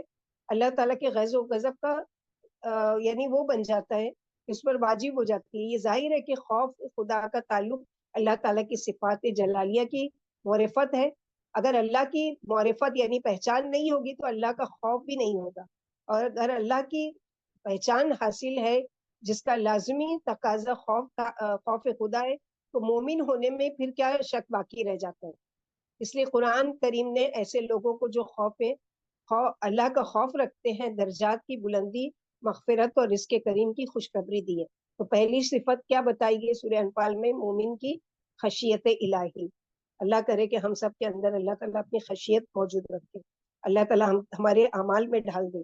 دوسری صفت مومن کی بتائی گئی ہے سورہ انفال کی آیت میں کہ جب ان کے سامنے اللہ کی آیات تلاوت کی جاتی ہیں تو اس کا ایمان اور بڑھ جاتا ہے، یعنی ان کی ایمانی کیفیت میں ترقی ہو جاتی ہے۔ یہ کیفیت تب ہی ہو سکتی ہے جب اللہ رب العزت کی عظمت کے ساتھ ساتھ اس کے کلام بھی عظمت والا دل میں ہو۔ اسی لیے علماء دین نے قرآن پاک کی تلاوت کے ظاہری اور باطنی آداب بتائے ہیں کہ جن کی رعایت کے توسط سے اس کیفیت کو حاصل، یعنی ہم کیسے حاصل کریں اللہ تعالیٰ کی یعنی کیفیت، یہ ہمارے اندر کیسے کوالٹی پیدا ہو کہ قرآن پڑھیں اور ہمارا ایمان بڑھ جائے۔ تو اس کے لیے اگر قرآن پاک کی تلاوت سے ایمانی کیفیت میں ترقی نہیں ہو رہی ہے اور نیک اعمال کا شوق نہیں ابھر رہا ہے، تو ہمیں یہ سمجھنا چاہیے کہ کلام اور صاحب کلام کی عظمت الہی ہمارے دل میں نہیں آئی، اور یہ ضعیف ایمان کی علامت ہے۔ یعنی قرآن پڑھتے چلے جا رہے ہیں، تلاوت کرتے چلے جا رہے ہیں، روز ایک پارہ ختم کر رہے ہیں، روز 10 دن میں قرآن ختم ہو رہا ہے، لیکن ہماری ایمانی کیفیت میں اضافہ نہیں ہو رہا ہے، ایمان اللہ کی ذات پر نہیں بڑھا، یا کتاب کی عظمت نہیں بڑھی، یا اللہ کے بارے میں ہماری ویسی سوچ نہیں پیدا ہوئی جیسا کہ اللہ سبحانہ وتعالیٰ قرآن کو سمجھ کر تدبر غور و تدبر کر کے پڑھنے پر اجر و ثواب رکھے ہیں۔ تیسری چیز مومن کی یہ بتائی گئی ہے، اور یہ اپنے محاسبے کے لیے، کیا اللہ کی خشیت میرے اندر آئی، اللہ کی باتیں سن کر جان کر یا تلاوت قرآن پڑھ کر میرے ایمان میں اضافہ ہوا. یا تیسری صفت جو مومن کی بتائی گئی ہے سورہ انفال کی اس آیت میں، توکل علی اللہ، جس کا مطلب ہے اپنے ہر معاملے میں اللہ ہی پر بھروسہ اور اعتماد کرنا. یہ صفت بھی اللہ کی پہچان یا توحید حق کا ہی ثمرہ ہے. جب انسان اللہ رب العزت کو سچے دل سے اور فاعل حقیقی بن کر کل اور تمام صفات کمالیہ میں یکتا تسلیم کر لیتا ہے، تو اس کا لازمی تقاضا یہ ہے کہ اس سے ایسے اعمال سرزد ہوں گے جن سے اللہ پر توکل ظاہر ہوا. اس کی علامت یہ ہے کہ یقین اسباب سے مٹ کر مسبب الاسباب پر جم جائے گا. اس کا مطلب یہ نہیں ہے کہ اسباب کو اختیار نہ کرے. اسباب مشروعہ کا اختیار کرنا توکل کے منافی نہیں ہے، بلکہ ان کا اختیار کرنا جبکہ اس پر قادر بھی ہو سنت رسول صلی اللہ علیہ وسلم ہے. یعنی آپ صلی اللہ علیہ وسلم کے زمانے میں آپ صلی اللہ علیہ وسلم خود بھی یا صحابہ کرام بھی یا آپ کے گھر والے بھی بیمار ہوتے تھے، آپ نے علاج کے بہت سارے طریقے بتائے، لیکن علاج میں یہ بھی بتا دیا کہ علاج ضرور کرو، لیکن دوا پر بھروسہ مت کرو کہ دوا تم کو اچھا کر دے گی، بلکہ بھروسہ مسبب الاسباب، یعنی جو یہ دوا کے نازل کرنے والے، جو کتاب کو شفا بنا کر نازل کرنے والے اس رب کے اوپر بھروسہ کر. تو دونوں چیز ضروری ہے، اللہ کی ذات پر بھروسہ بھی اور اسباب بھی مہیا کرنا. مثلا یہ کہ میں بیمار ہوں، اب ڈاکٹر کے پاس نہیں جاؤں اور اللہ سے دعا کروں یار اب مجھے گھر بیٹھے اچھا کر دو، یہ وہ نہیں. اگر آپ کو یہ ضروری ہے کہ آپ کے لیے دوا لینا یا انجیکشن لینا یا بہت زیادہ بڑھ گیا ہے مرض تو آپریشن کرنا، تو یہ ساری چیزیں کیا اسباب میں سے ہیں، لیکن ان ساری چیزوں میں شفا کون دیں گے؟ اللہ سبحانہ و تعالیٰ. تو یہ ہے توکل تو اللہ. ہمارا محاسبہ ہم کو کرنا ہے کہ کیا ہمارا اللہ کی ذات پر ایسا ہی بھروسہ ہے. پھر اسباب اپنے وجود میں آنے کے لیے اللہ کے حکم کے محتاج ہیں. ٹھیک اسی طرح نتائج برآمد کرنے اور نفع یا نقصان پہنچانے میں بھی اللہ ہی کے حکم کے محتاج ہے. یعنی بعض دفعہ دوا لے رہے لیکن نہیں اثر کر رہی، کیوں؟ کیونکہ اللہ کا حکم نہیں آیا اس میں. ابھی اور کچھ کرو یا اس بیماری پر صبر کرو یا پھر جو بھی ہے اللہ تعالیٰ نے تمہارے لیے وہ لکھا ہے. اور اللہ پاک اپنے کسی ارادے کو پورا کرنے میں کسی سبب کے محتاج نہیں ہے. ہم سب محتاج ہیں کہ کوئی بھی کام کر رہا ہے تو اس کے لیے ہم کو یہ کرنا اور یہ کرنا اور یہ کرنا ضروری ہے، لیکن اللہ سبحانہ و تعالیٰ کسی بھی سبب کے محتاج نہیں ہے. مومن کے اندر اس کیفیت کا ہونا ضروری ہے. رب العالمین کا ارشاد ہے سورہ آل عمران آیت نمبر 122، اور مومنوں کو صرف اللہ پر ہی توکل کرنا چاہیے. یہ مزید ایک جگہ فرمایا کہ سورہ مائدہ آیت نمبر 23، اور اپنا بھروسہ صرف اللہ پر ہی رکھو اگر تم واقعی مومن ہو. اس کے علاوہ یہ بشارت بھی دی گئی ہے کہ حق تعالی شانہ توکل کرنے والوں کو محبوب رکھتے ہیں. چوتھی صفات کیا ہے مومن کی کہ جو اپنا کر ہم کیا ہے اپنا محاسبہ. پہلی تین کیا تھی؟ خشیت الہی، دوسرے تلاوت قرآن کے ذریعے اپنے ایمان کا جائزہ کہ کیا ہے. قرآن کے تلاوت کر کے، تلاوت کا مطلب صرف پڑھنا نہیں ہے، تلاوت کا مطلب اس کا معنی سمجھنا، اس میں غور و تدبر کرنا. اس کے بعد ہمارے ایمان میں اضافہ ہوا یا ہم جیسے پہلے تھے ویسے ہی ہے. پھر تیسری چیز ہم نے یہ پڑھی کہ اللہ کی ذات پر توکل اور بھروسہ. تو محاسبہ اپنا کہ کیا میرا اللہ کی ذات پر ایسا ہی بھروسہ ہے جیسے کہ اللہ سبحانہ و تعالیٰ مجھ سے چاہتے ہیں کہ میں اللہ کی ذات پر بھروسہ کروں. چوتھی چیز اپنے اندر لانے کی ہے وہ کیا ہے کہ یعنی نماز کو قائم رکھنا. نماز قائم رکھنے والوں کی صفات بتائیے سورہ انفال میں. اللہ تعالیٰ نے نماز قائم کرنے سے مراد اوقات کی پابندی، کامل وضو، رکوع اور سجود کی تکمیل، خشوع و خضوع کے لحاظ اور فرائض و سنن و آداب کی رعایت کے ساتھ نماز ادا کرنا. یعنی قائم کرنا نماز کیا ہے؟ واقعی الصلاۃ و آتوا الزکوٰۃ تو بہت پڑھتے ہیں بہت ساری جگہ قرآن، لیکن ہم کو صحیح مطلب نہیں معلوم ہے. تو قائم کرنے میں کون کون سی چیزیں آتی ہے کہ اوقات کی پابندی، یعنی وقت پر. اللہ کے نبی صلی اللہ علیہ وسلم نے فرمایا کہ سب سے محبوب اللہ کو وہ عمل ہے کہ جو نماز میں وقت کی پابندی کی جائے، یعنی اول وقت میں نماز ادا کی جائے. پھر مکمل وضو کیا جائے، رکوع اور سجود کا برابر خیال رکھا جائے. یہ نہیں کہ کووں کی طرح تین ٹونگے اسی طرح ایک لفظ میں، جیسے بولتے ہیں نا پورے سمندر کو ایک کوزے میں جمع کر دینا، اسی طرح اللہ کے نبی صلی اللہ علیہ وسلم نے ایک لفظ سلو کما رأیتمونی اصلی، اس کے ذریعے سے پوری نماز کا طریقہ آپ نے اس میں جمع کر دیا. بس نماز تم ایسی پڑھو جیسے مجھے پڑھتے دیکھتے ہو. اب اس میں ساری چیزیں آ گئی. جیسے مجھے طہارت کرتے دیکھتے ہو ویسے کرو, جیسے مجھے مکمل وضو کرتے ہوئے دیکھتے ہو ویسے کرو, جیسے میں اللہ اکبر سے نماز شروع کرتا ہوں ویسے کرو, میں نماز کے شروع میں کیا پڑھتا ہوں, اس کے بعد سورہ فاتحہ, اس کے بعد کون سی سورہ, اس کے بعد رکوع میں کون سی دعائیں, کھڑے ہو کر, سارے طریقے یہ ساری چیزیں خشوع والے ہیں. اور وہ طریقہ ہم کو سیکھنا بھی چاہیے اور ہم کو اس پر عمل بھی کرنا چاہیے تاکہ ہماری نماز میں کوالٹی پیدا ہو. پھر اسی طرح اس میں فرائض بھی آتے ہیں, نوافل بھی آتے ہیں, سنن بھی آتی ہیں, یہ ساری چیزیں. بعض علماء کا خیال ہے کہ اقامت الصلاۃ کے حکم میں مداومت کا پہلو بھی مضمر ہے, جس کا معنی ہے کہ نماز اس فکر و اہتمام سے ادا کی جائے کہ اسے ترک کرنے کا تصور بھی ذہن میں نہیں ہونا چاہیے. یعنی جان بوجھ کر بھی نہیں نماز چھوڑنا تو کیا, چھوڑنے کا تصور بھی نہیں ہونا چاہیے کہ کسی وجہ سے میری نماز چلی جائے. قرآن مجید میں دوسری جگہ اسے محافظ علی الصلاۃ سے تعبیر کیا گیا, نہیں حافظوا علی الصلوات والصلاۃ الوسطی. قرآن مجید میں چند دوسری آیتوں میں نماز کو اسلام کی علامت قرار دیا گیا. مثلا کافروں کے سلسلے میں اللہ کا ارشاد ہے کہ اگر وہ توبہ کر لیں اور نماز قائم کریں اور زکوٰۃ ادا کرنے لگے تو وہ دین میں تمہارے بھائی ہیں. یعنی نماز کیا ہے, کافر اور مسلمان میں فرق کرنے والی چیز. کہ کافر جو ہے وہ نماز نہیں پڑھتا اور مسلمان جو ہے وہ نماز پڑھتا ہے. تو جو مسلمان اپنے آپ کو ایمان والا کہتا ہے اور اگر وہ نماز نہیں پڑھتا ہے تو وہ اپنا جائزہ لے کہ میں پھر کون سے ٹائپ کا مسلمان ہوں یا مجھے کیسا مسلمان بننا چاہیے. اسی طرح اللہ سبحانہ و تعالیٰ سورہ توبہ آیت نمبر 11 میں فرماتے ہیں, اللہ کی مسجدوں کو تو وہی آباد کرتے ہیں جو اللہ پر اور یوم آخرت پر ایمان رکھتے ہیں. نبی صلی اللہ علیہ وسلم نے بھی نماز کو ایمان کی علامت قرار دیا ہے. آپ صلی اللہ علیہ وسلم کا ارشاد ہے, کفر اور ایمان کے درمیان فرق کرنے والی چیز نماز کا ترک کرنا ہے. دوسری روایت میں آپ صلی اللہ علیہ وسلم نے ارشاد فرمایا, بے شک آدمی اور شرک و کفر کے درمیان نماز کا ترک حائل ہو جاتا ہے. یعنی فرق کر دیتا ہے کہ ایک پڑھنے والا نماز وہ ایمان والا ہے اور ایک نہ پڑھنے والا وہ کافر ہے. رسول اللہ صلی اللہ علیہ وسلم نے فرمایا, وہ عہد جو ہمارے اور ان کافروں کے درمیان ہے نماز ہے, بس جس نے اسے ترک کر دیا اس نے کفر کیا.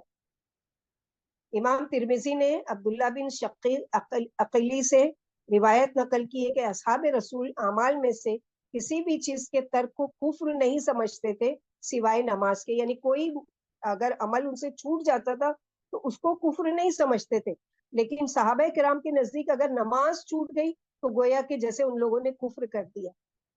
اتنا زیادہ ان لوگ کو اس چیز کا یعنی ڈر ہوتا تھا. یہ گویا صحابہ کرام رضوان اللہ اجمعین کو ایسی قوم کا تصور بھی نہیں تھا جو نماز نہ پڑھے اور خود کو مسلمان سمجھے. لیکن ہمارے زمانے کے لگ بھگ 80% کلمہ گو نماز کے اہتمام سے غافل ہے اور کامل مومن ہونے کا دعویٰ بھی رکھتے ہیں. انہیں اپنی اس حالت پر غور کرنا چاہیے. جیسے کہ آج جمعہ تھا, بس جمعہ کو اتنا اہمیت دیتے ہیں کہ کسی طریقے سے نہا دھو کر بھلے سے آخری رکعت میں جا کر کھڑے ہو جائیں لیکن نماز پڑھ لیں.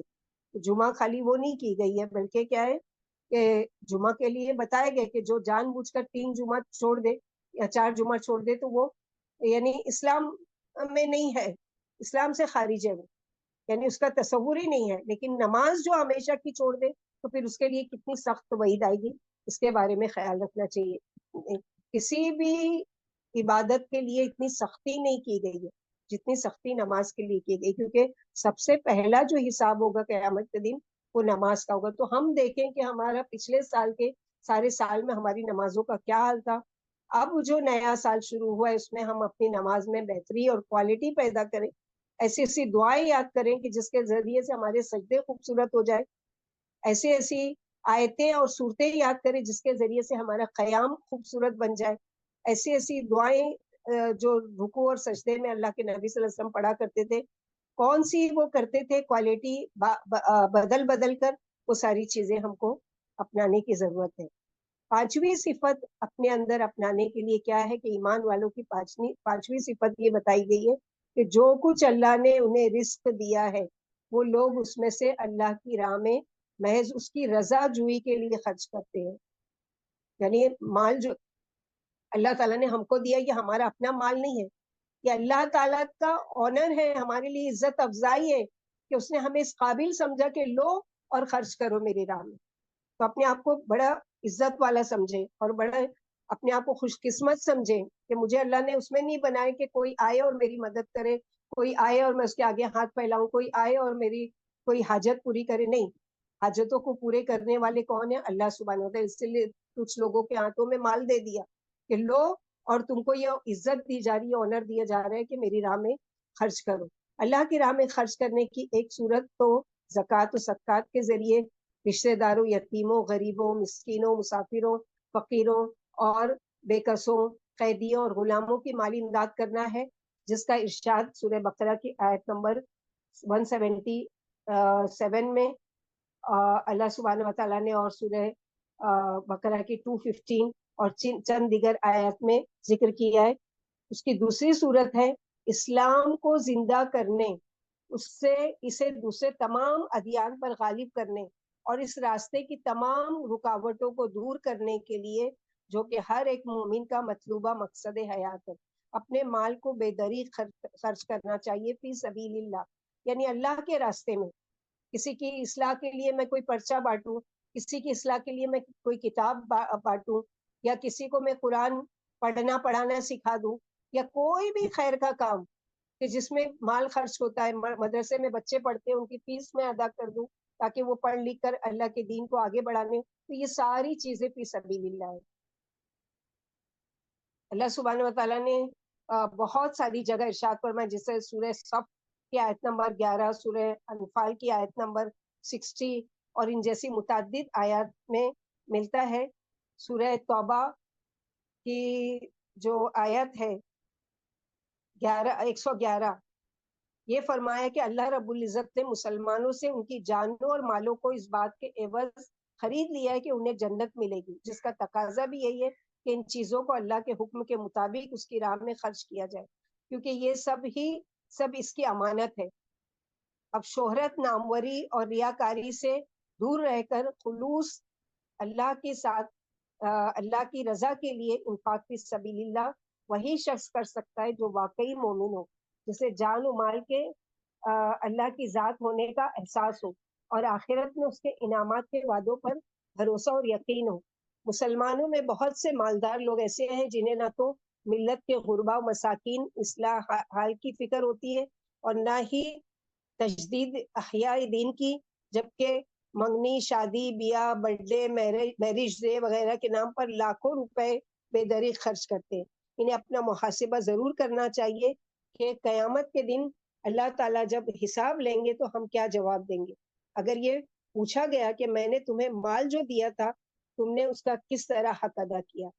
تو ایمان والوں کی مذکورہ 5 صفات بیان کرنے کے بعد اللہ سبحانہ وتعالیٰ نے ارشاد فرمایا کہ سچے ایمان والے یہی ہیں جو ان صفات سے متصف ہیں, اور ان کے لیے ہی ان کے رب کے پاس بلند درجات ہے, مغفرت اور عزت کی روزی ہے.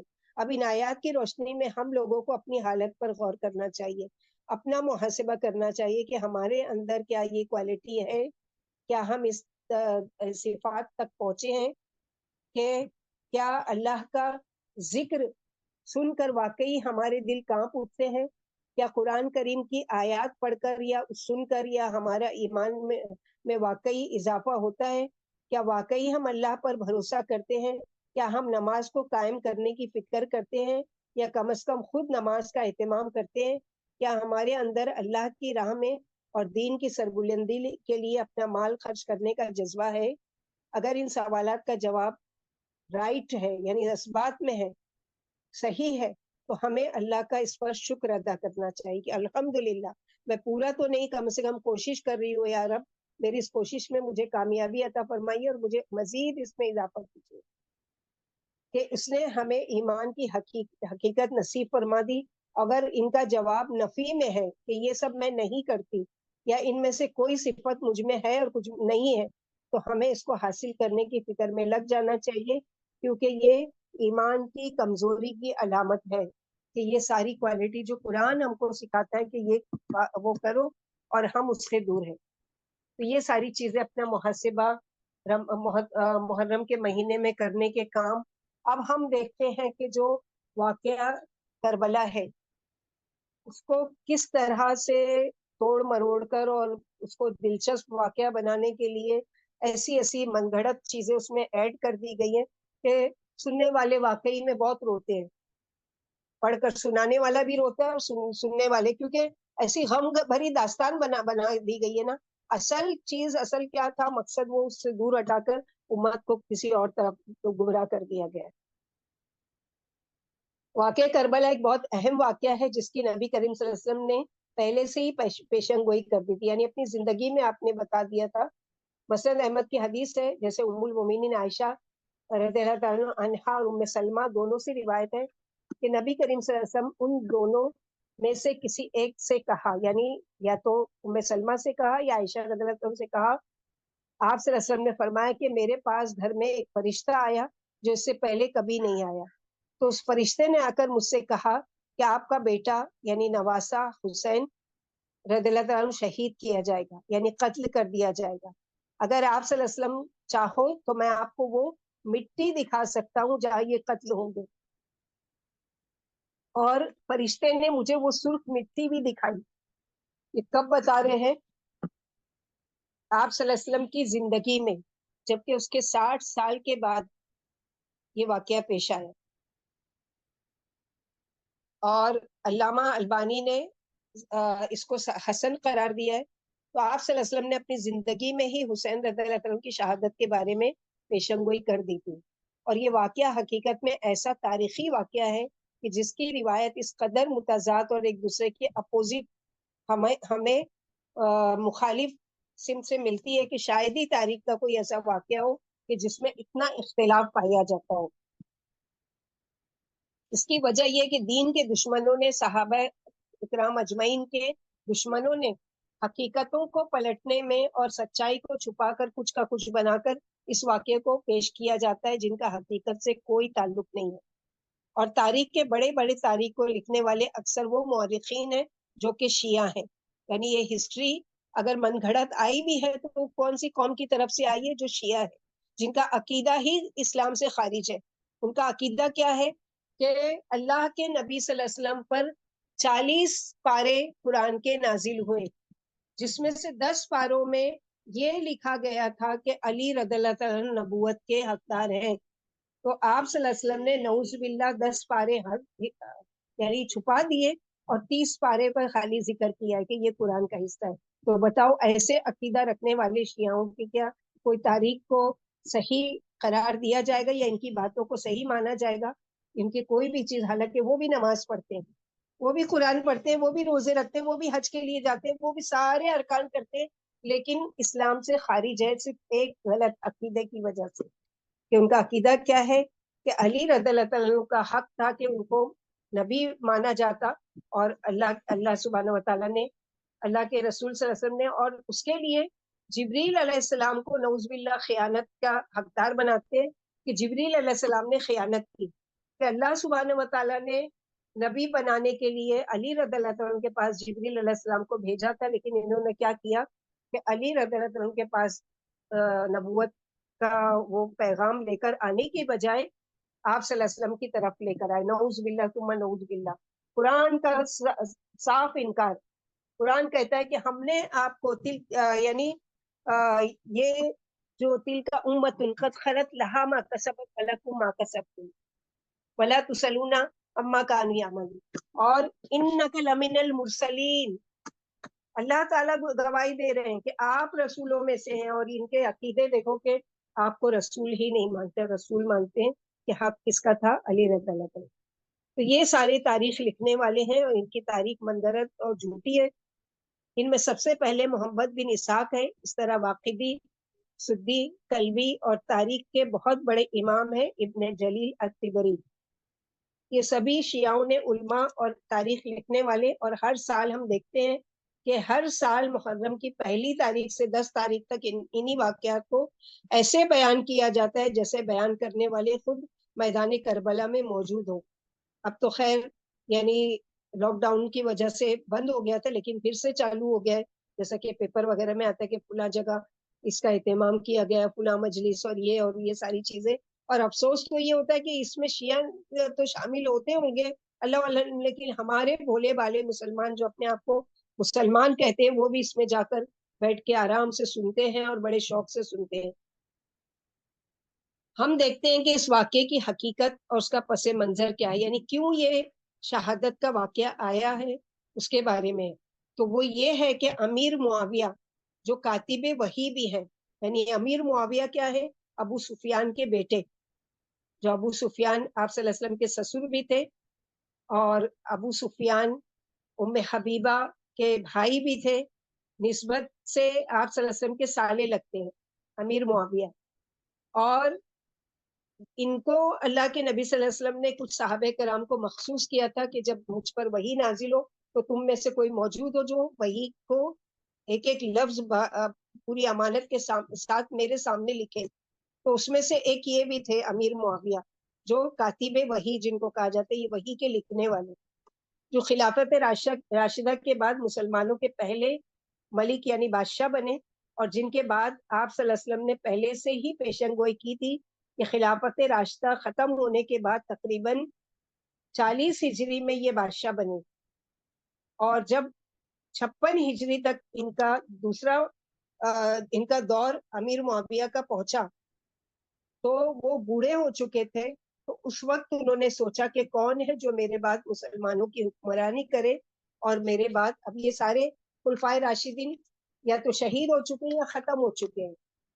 اس کے بعد یہ ان کا واقعہ میرے بعد ولی عہد بنے. تو انہوں نے اپنے خاندان میں جب دیکھا کہ ان کا بیٹا یزید وہ ان کو اس عہدے کے لیے مناسب نظر آیا، حالانکہ اس وقت بھی بڑے بڑے جلیل القدر صحابہ موجود تھے، جس میں سے عبداللہ بن عمر، عبداللہ بن زبیر، جابر بن عبداللہ، ابو سعید خدری، اور بھی بذات خود حضرت حسین رضی اللہ عنہ. تو یہاں یہ سوال اٹھتا ہے کہ کیسے انہوں نے ان تمام صحابہ کو چھوڑ کر، جو کہ نبی کریم صلی اللہ علیہ وسلم کے قریبی ساتھی بھی ہیں اور جن کا اسلام میں بہت بڑا کردار بھی رہا ہے، ان سبھی کو چھوڑ کر اپنے بیٹے کو جو کہ صحابی بھی نہیں ہے، ان کے بعد آنے والا اس کا انتخاب کیوں کیا؟ یعنی یزید جو ہے کا بیٹا امیر معاویہ کا، وہ آپ صلی اللہ علیہ وسلم کے بعد پیدا ہوا ہے، لہٰذا اس کو صحابہ کا درجہ نہیں دیا جائے گا. اس کے بارے میں لوگوں کی الگ الگ رائے ہے. بعض مورخین کا کہنا ہے کہ صرف اور صرف اپنی قرابت داری کی بنا پر، بیٹا ہونے کی وجہ سے، اور بعض لوگوں کا کہنا ہے کہ یزید وہ شرابی کبابی تھا اور رقص و سرور کا رسیہ تھا. لیکن حقیقت کیا ہے اس کے بارے میں ہم دیکھتے ہیں کہ اس کے بارے میں دو رائے دی جاتی ہے. ایک تو یہ کہ امیر معاویہ کے بیٹے، دوسرے یہ کہ وہ اس طرح کا عیاش قسم کا شخص تھا، واللہ اعلم. تاریخ دانوں میں ایک بہت بڑا نام ہے ابن الخلدون، جن کی تاریخ کی کتاب کا نام مقدمہ تاریخ کے نام سے مشہور ہے. وہ اپنی اس کتاب میں لکھتے ہیں کہ امامت تو خلافت کا معنی اصل میں امت کی اصلاح اور نگرانی اور ان کی حفاظت ہے. چنانچہ لوگوں کا جو امام ہوتا ہے، تمام رعایا کی ذمہ داری اس پر ہوتی ہے، اور اپنے مرنے کے بعد بھی وہ کسی ایسے امام یا خلیفہ یا ولی عہد کا انتظام کرے جو اس ذمہ داری کو سچائی، خوبی اور حسن خوبصورتی کے ساتھ اور نبھائے بھی، اور لوگ بھی اس سے مطمئن ہو. یعنی ایسا خلیفہ چنا جانا چاہیے. اور یہ شرائن جائز ہے کہ جیسے کہ ابو بکر رضی اللہ عنہ جن کی خلافت کا دور صرف 2 سال رہا، موت کے وقت جب دیکھا کہ عمر رضی اللہ عنہ کے بعد اس خلافت کے اہل ہیں تو ان کو خلیفہ بنایا. چنانچہ ابن خلدون لکھتے ہیں کہ امیر معاویہ نے اپنے بیٹے یزید کو ولی عہد بنانے کی وجہ کیا تھی؟ اس وقت امت کو ایسے شخص کی ضرورت تھی کہ جس کے پیچھے اس کے قوم اور قبیلے کی ایک بہت بڑی سپورٹ، بہت بڑی حمایت ہو اور طاقت ہو اور گروہ ہو اس کے ساتھ، جس کی وجہ سے وہ صحیح معنوں میں حکومت کو کنٹرول کر سکے. اور پھر یہ بھی لکھتے ہیں کہ امیر معاویہ کی ملکیت کے ختم ہونے تک، یعنی 56 ہجری سے 60 ہجری تک، مسلمانوں میں وہ تبدیلیاں آ چکی تھی جو کہ خلافت راشدہ کے زمانے میں نہیں تھی. خصوصاً ابو بکر صدیق اور عمر فاروق کے زمانے میں مسلمانوں کی طبیعت پر جو دین غالب تھا اور ان کی پسند اور ناپسند کا معیار صرف اور صرف اللہ کی رضا و خوشنودی تھی، تو امیر معاویہ کی مملکت کے دور تک یہ چیز تقریباً بدل چکی تھی. اور اس وقت کسی ایسے شخص کی ضرورت تھی جو اپنی قومی حمیت کی بنیاد پر اپنی قوم کے سہارے سے کھڑا ہو سکے. تو ابن خلدون کہتے ہیں کہ اس وقت جو امیر معاویہ نے دیکھا کہ یعنی دینی لحاظ سے لوگوں کے اندر جو کمزوری آ چکی ہے، تو ایسے میں ایسا کوئی حکمران ہو جس کے ساتھ ان کی قوم بھی ساتھ دے. چنانچہ امیر معاویہ نے اپنی زندگی میں ہی یزید کے لیے بیعت لوگوں سے لے لی تھی. تو جتنے بھی صحابہ کرام اس وقت موجود تھے، ان لوگوں نے نہ تو امیر معاویہ کی زندگی میں اور نہ ان کی موت کے بعد یزید کی بیعت کے لیے تیار ہوئے. انہیں امام حسین، ان میں امام حسین بھی تھے، عبد الرحمن ابن ابی بکر بھی موجود تھے، ابو بکر صدیق کے بیٹے. انہوں نے بھی یزید کی بیعت نہیں کی. بعد میں ان کا انتقال ہو گیا اور امیر معاویہ نے اپنے بیٹے یزید کو پہلے سے ہی تنبیہ کر دی تھی کہ تمہاری اگر کوئی مخالفت کریں گے تو وہ یہ 3 لوگ ہوں گے.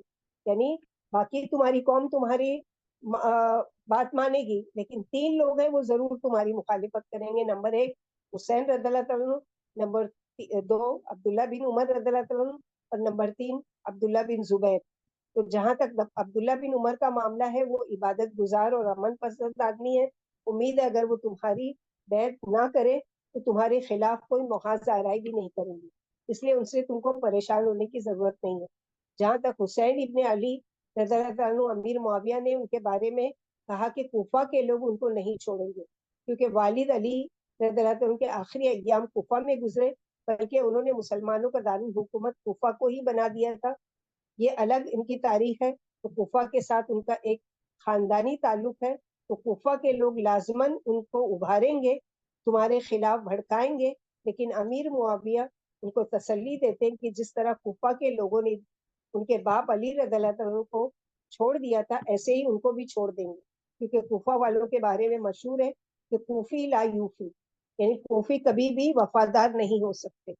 لیکن تم حسین بن علی کا احترام کرنا، جو ان کا مرتبہ اور مقام ہے اور رسول اللہ صلی اللہ علیہ وسلم کے نواسے ہیں، اس لحاظ سے ان کی عزت و احترام کی ضرورت ہے. ان کے خلاف کوئی محاذ آرائی نہیں کرنا. اور جہاں تک عبداللہ بن زبیر ہے، ان کے بارے میں امیر معاویہ نے یزید کو تنبیہ کی تھی کہ وہ شخص ہے جو سرگرم محاذ آرائی کرنے والا ہے، تو ان کے مقابلے میں تم کو اپنا انتظام کرنا ہوگا. یعنی یہ کھلم کھلا تم سے محاذ آرائی کر سکتے ہیں. اس طرح کی جو اصل تاریخ ہے وہ بیان کی جاتی ہے. تو یہ شخصیات جنہوں نے یزید کے ساتھ بیعت نہیں کی، اس کی وجہ کیا تھی؟ ہمارے یہاں جو من گھڑت قصے سنائے جاتے ہیں، اس میں سب سے بڑی چیز جو ذکر کی جاتی ہے کہ یزید فاسق و فاجر آدمی تھا اور جانوروں کا شکاری تھا، تو ہم کیسے ایسے شخص کی بیعت کریں. لیکن حقیقت کیا ہے وہ دیکھتے ہیں. علامہ ابن یسیر جو بہت بڑے مورخین ہیں، وہ لکھتے ہیں کہ جب یزید خلیفہ بنتا ہے تو اس نے مدینے کا جو اس وقت کا امیر تھا اس کو حکم دیا کہ ان 3 لوگوں سے بیعت لی جائے، ابن عمر سے، ابن زبیر سے اور امام حسین. ان تینوں سے بیعت لی جائے کیونکہ یہ خود تو دمشق میں تھا، اور اس نے اپنے امیر کو بھیجا کہ مدینے میں جا کر ان سے بیعت لی جائے، یعنی یزید کے لیے. تو جب ان سے بیعت لینے کا معاملہ آیا تو ابو بکر رضی اللہ عنہ کے بیٹے عبد الرحمن بن ابی بکر کو ولی عہد بنائے جانے کی خبر ملی. اس وقت انہوں نے سختی سے اس چیز کا رد کر دیا اور کہا تھا یہ کسی قیصریت یا کسرا روم کے بادشاہ،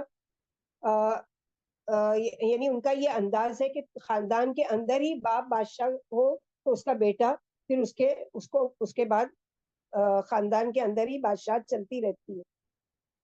یزید کی کوئی برائی نہیں کی. اور ابن ابو بکر کا ایک اعتراض یہ بھی تھا کہ جب صحابہ کرام اور اللہ کے رسول کے نواسے موجود ہیں تو ان کے ہوتے ہوئے اکیلے کیسے یزید کو یہ خلافت کا منصب دیا جا رہا ہے. یہاں ہم دیکھتے ہیں کہ یزید کون تھا. یزید کے بارے میں ابن تیمیہ فرماتے ہیں منہاج السنہ میں کہ یزید کے بارے میں لوگوں کی 3 گروہ ہے. ایک گروہ وہ ہے جو یزید کو صحابی کہتے ہیں بلکہ خلفائے راشدین میں سے قرار دیتے ہیں. دوسرا گروہ وہ ہے جو اس کو کافر و مرتد، بدتینت، منافق اور فاسق و فاجر کہتا ہے. بلکہ یزید نے جو بھی جنگیں لڑی ہیں، چاہے وہ کربلا ہو، چاہے وہ مدینہ کے لوگوں سے اس نے انتقام لیا ہے. بدر کی جنگ کا، کہ بدر کی جنگ میں جو قریش کے بڑے بڑے سردار مارے گئے تھے ان کا انتقام لیا گیا.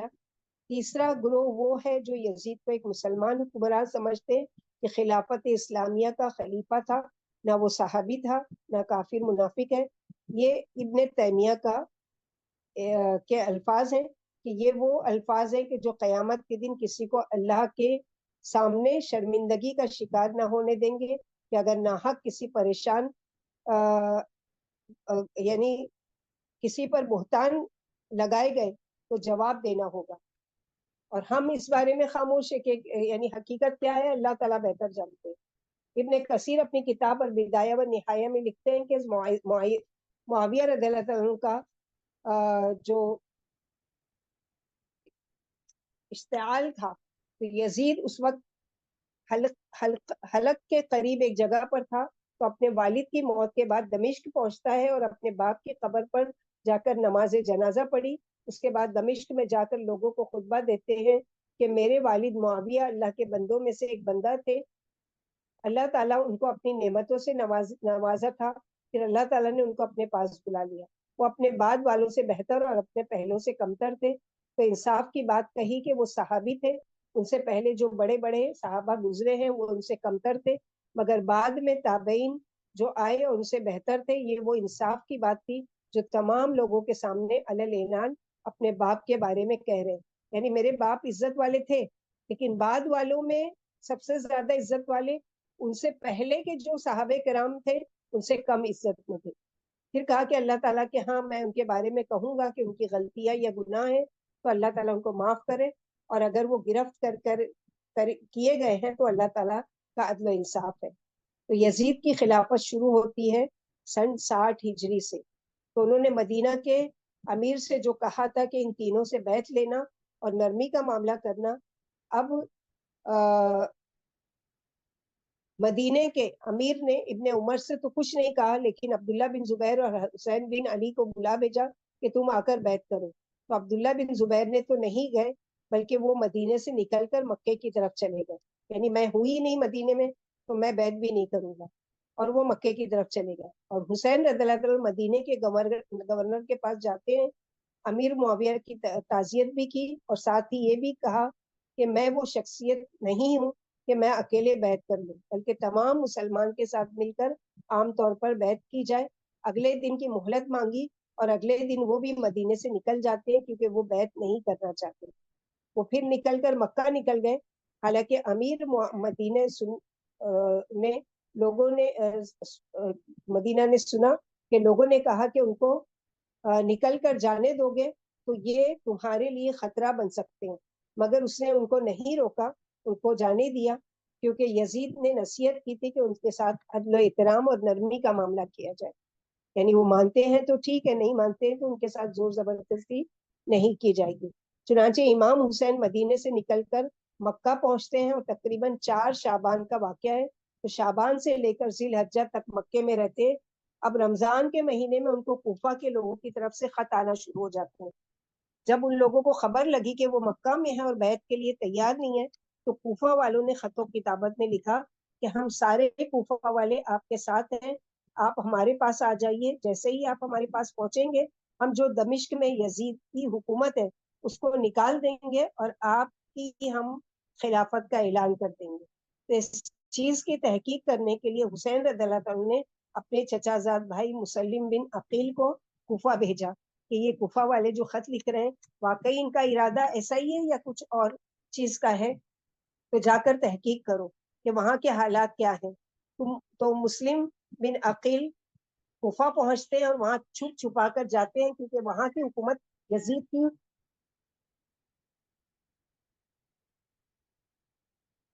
کے ہاتھ میں تھی، اور ایسے شخص کا وہاں پر آنا جو یزید کا مخالف ہو، لیکن کوفہ کے گورنر کو پتہ چل جاتا ہے، ان کو گرفتار کر لیا جاتا ہے اور ان کو قتل کر دیا جاتا ہے۔ ادھر سے حسین رضی اللہ عنہ کی ان کو کوئی خبر نہیں ملتی کہ ان کا کیا ہوا، کہ یعنی اتنے دن سے گئے ہیں نہ کوئی خبر دے رہا ہے کہ ان کے ساتھ کیا ہوا، حالانکہ وہاں پر وہ قتل کر دیے گئے۔ اور کوفہ والوں کی طرف سے خط بھی مسلسل آ رہے ہوتے ہیں، اب قتل بھی کر دیا اور پھر بھی لکھ رہے ہیں کہ حسین رضی اللہ عنہ آئیے ہم آپ پر بیعت کرتے ہیں اور یزید کی حکومت کو مٹا کر آپ کو ہم اپنا حاکم بناتے ہیں۔ کہ آپ یہاں آ جائیے. اور حسین رضی اللہ تعالیٰ نے تیاری بھی کر لی کوفہ جانے کی, اور وہ نکلتے ہیں اپنے پورے خاندان کے ساتھ, بیوی ہیں, بچے ہیں, سب ساتھ میں. اب کوفہ جانے سے پہلے جب ان کی تیاری تھی تو دوسرے صحابہ کرام نے انہوں نے ان کی خیرخواہی کے لیے بھرپور کوشش کی کہ آپ کوفہ نہ جائیے. ان کے بھائی محمد بن حنفیہ جو ان کے تیسرے نمبر کے بھائی تھے, انہوں نے بھی بہت منع کیا کہ کوفہ والوں پر اعتبار مت کیجیے, وہ دھوکے باز لوگ ہیں.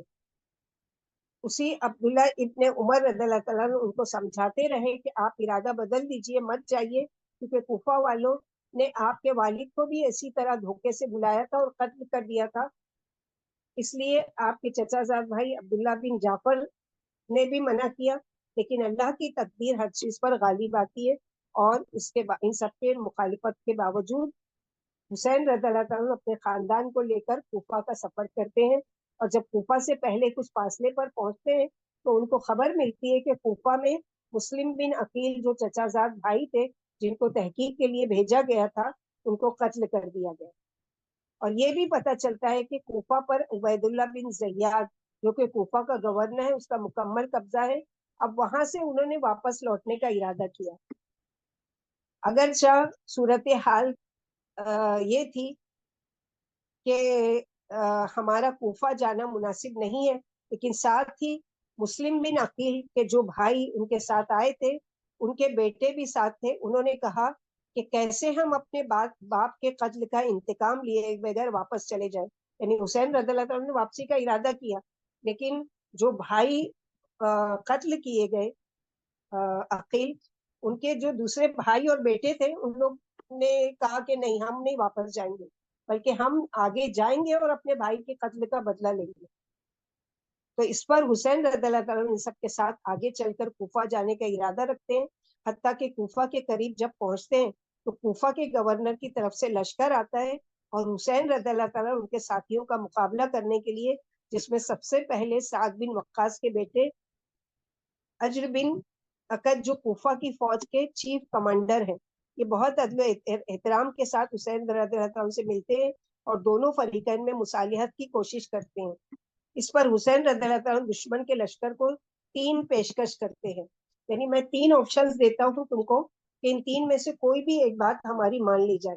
نمبر 1, ہمیں یا پھر مجھے آزاد چھوڑ دو, میں کسی مسلمانوں کے, یعنی نمبر 1 ہمیں مدینہ واپس جانے دیا جائے, یعنی ہم کو جانے دو, ہم خاموشی سے نکل جاتے ہیں اور مدینہ جاتے ہیں. نمبر 2, یا پھر مجھے یزید کے پاس جانے دو, یزید نے ہم لوگوں کو بلایا ہے اس لیے ہم کو یزید کے پاس جانے دو, یا مدینہ جانے دو. یا تیسری چیز, یا پھر مجھے آزاد چھوڑ دو, میں کسی مسلمان کے لشکر کے ساتھ مل کر جہاد کے لیے نکل جاؤں گا, ان سب فکروں سے دور ہو جاتا ہوں. تو عمر ابن سعد نے کہا ٹھیک ہے, میں کوفہ کے گورنر کو خط بھیجتا ہوں, عبید اللہ بن زیاد کو, اور تم بھی یزید کو خط لکھو اور دیکھو کہ کیا جواب آتا ہے. تو انہوں نے یزید کو تو خط نہیں بھیجا, اور عمر ابن سعد نے کوفہ کے گورنر کو لکھا کہ حسین رضی اللہ عنہ کا یہ 3 مطالبہ ہے, ان تینوں میں سے کوئی ایک مطالبہ قبول کیا جائے. اور کوفہ کا گورنر بھی شروع میں تیار ہو گیا کہ ٹھیک ہے, وہ کوفہ نہیں آنا چاہتے تو ہم ان کو جانے دیں گے, یعنی وہ جا سکتے ہیں مدینہ واپس. مگر کچھ برے ساتھی اس کے عمر بن جوشی کے نام کا ایک شخص نے کوفے کے گورنر سے کہا, تم کیسے ایسے شخص کو چھوڑتے ہو جو تمہارا مخالف ہے اور تمہاری حکومت کو قبول نہیں کرتا. اس طرح حسین رضی اللہ عنہ کے خلاف وہاں کے گورنر کو بھڑکایا اور کہا ان کو جانے مت دو بلکہ ان کا مقابلہ کرو. چنانچہ عبید اللہ بن زیاد نے اپنے اور بھی مزید فوج دے کر بھیجا اور کہا کہ اگر عمر بن سعد بیچ میں آ کر حسین رضی اللہ عنہ کی طرفداری کریں گے تو اس کا بھی سر کاٹو اور حسین کو بھی قتل کر دو. اور عبید اللہ بن زیاد کے بارے میں مشہور تھا کہ بڑا ہی بدماش قسم کا اور بہت ظالم تھا, اور اس کی بے ایمانیاں تاریخ میں مشہور ہے. تو پھر اس کی فوج آتی ہے اور آگے جو کربلا کا واقعہ پیش آتا ہے, اور کربلا کے واقعے کے متعلق تاریخ میں آتا ہے کہ اس میں حسین رضی اللہ عنہ کوشش کرتے ہیں کہ حالات کو سدھارنے کی, اور لشکر والوں کے جو دشمن کی طرف سے آ رہے تھے ان کو ایک تقریر کی کہ میں کون ہوں, میں نواسے رسول ہوں, اور کس کو قتل کرنے کے لیے آ رہے ہو. کئی لوگ یہ سب سن کر اس فوج کا ساتھ چھوڑ کر حسین رضی اللہ عنہ کے ساتھ آ کر مل جاتے ہیں، اور باقی لوگوں کے دل میں بھی ایک طرح کا ان کا روب طاری ہو جاتا ہے، حتیٰ کہ 9 محرم کی شام تک یہ اسی طرح کے مناظرے چلتے رہتے ہیں۔ اور جب 10 محرم کی صبح ہی عبید اللہ بن زیاد کی طرف سے فوج آ جاتی ہے اور حسین رضی اللہ عنہ کا گھیرا کر لیتی ہے اور لڑائی شروع ہو جاتی ہے، جو کہ عصر کے بعد تک جاری رہتی ہے، اور حسین رضی اللہ عنہ کے ساتھ ان کا بچاؤ کرتے ہوئے ایک ایک کر کے شہید ہوتے جاتے ہیں، اور آخر میں اکیلے حسین رضی اللہ عنہ باقی رہتے ہیں، مگر فوج میں سے کوئی بھی ان کو قتل کرنے کے لیے تیار نہیں ہوتا۔ بلکہ عجیب بات یہ کہ اس جنگ کے دوران ہی جب نماز کا وقت ہوتا ہے تو نماز کے لیے جب کہا جاتا ہے کہ امامت کون کروائے گا، تو دشمن کی فوج متفق ہو کر کہتے ہیں کہ آپ ہی امامت کروائیے، یعنی ہم تو آپ کے لیے مخالف سم سے لڑنے آئے لیکن امامت آپ ہی کروائیے، کیونکہ ان کو پتا ہے کہ یہ ہم میں سے سب سے بہتر ہیں، ان کا احترام کرتے ہیں، مگر دوسری طرف گورنر کا آرڈر ہے، اس کو پورا کرنا ہے۔ خیر آخر میں ان میں کا ایک شخص جس نے اس کا نام کنان ابن انس اخنفی، یہ وہ شخص ہے، حسین رضی اللہ عنہ کو نیزوں سے نیزہ مارا، ان کا سر قلم کیا، اس طرح نواسے رسول شہید کیے گئے۔ کربلا کے اس واقعے میں یزید کا کیا کردار تھا کہ اس نے حسین رضی اللہ عنہ سے بیعت لینے کا مطالبہ کیا تھا؟ اس کے علاوہ اس کا اس واقعے کربلا کا کوئی کردار نہیں ہے، اور یہ بیعت لینا بھی مدینے میں تھا، کربلا میں نہیں، لیکن شیعوں کے گروہ دھوکے سے بلایا اور قتل کیا، اور آج وہی لوگ ماتم بھی کر رہے ہیں، یعنی نوحہ بھی کرتے ہیں۔ تو اللہ تعالیٰ نے اس واقعے میں کچھ لوگوں کو تو عزت کا مقام عطا کیا اور کچھ لوگوں کو ذلیل و رسوا کیا۔ دوسری بات اس واقعے میں کہ جو 3 باتوں کا مطالبہ حسین رضی اللہ عنہ نے کیا تھا، اس میں سے ایک یہ تھا کہ مجھے یزید کے پاس جانے دو۔ اگر وہ ان کا دشمن ہوتا تو کیوں اس کے پاس جانے کا مطالبہ کرتے؟ بلکہ یزید کو جب حسین رضی اللہ عنہ کی شہادت کی خبر ملتی ہے تو وہ سخت یعنی افسوس کا اظہار کرتا ہے، اور جن لوگوں نے ایسا کیا ان کو لعن طعن کرتے ہیں اور حسین رضی اللہ عنہ کے گھر والوں کی عزت و احترام کرتے ہیں۔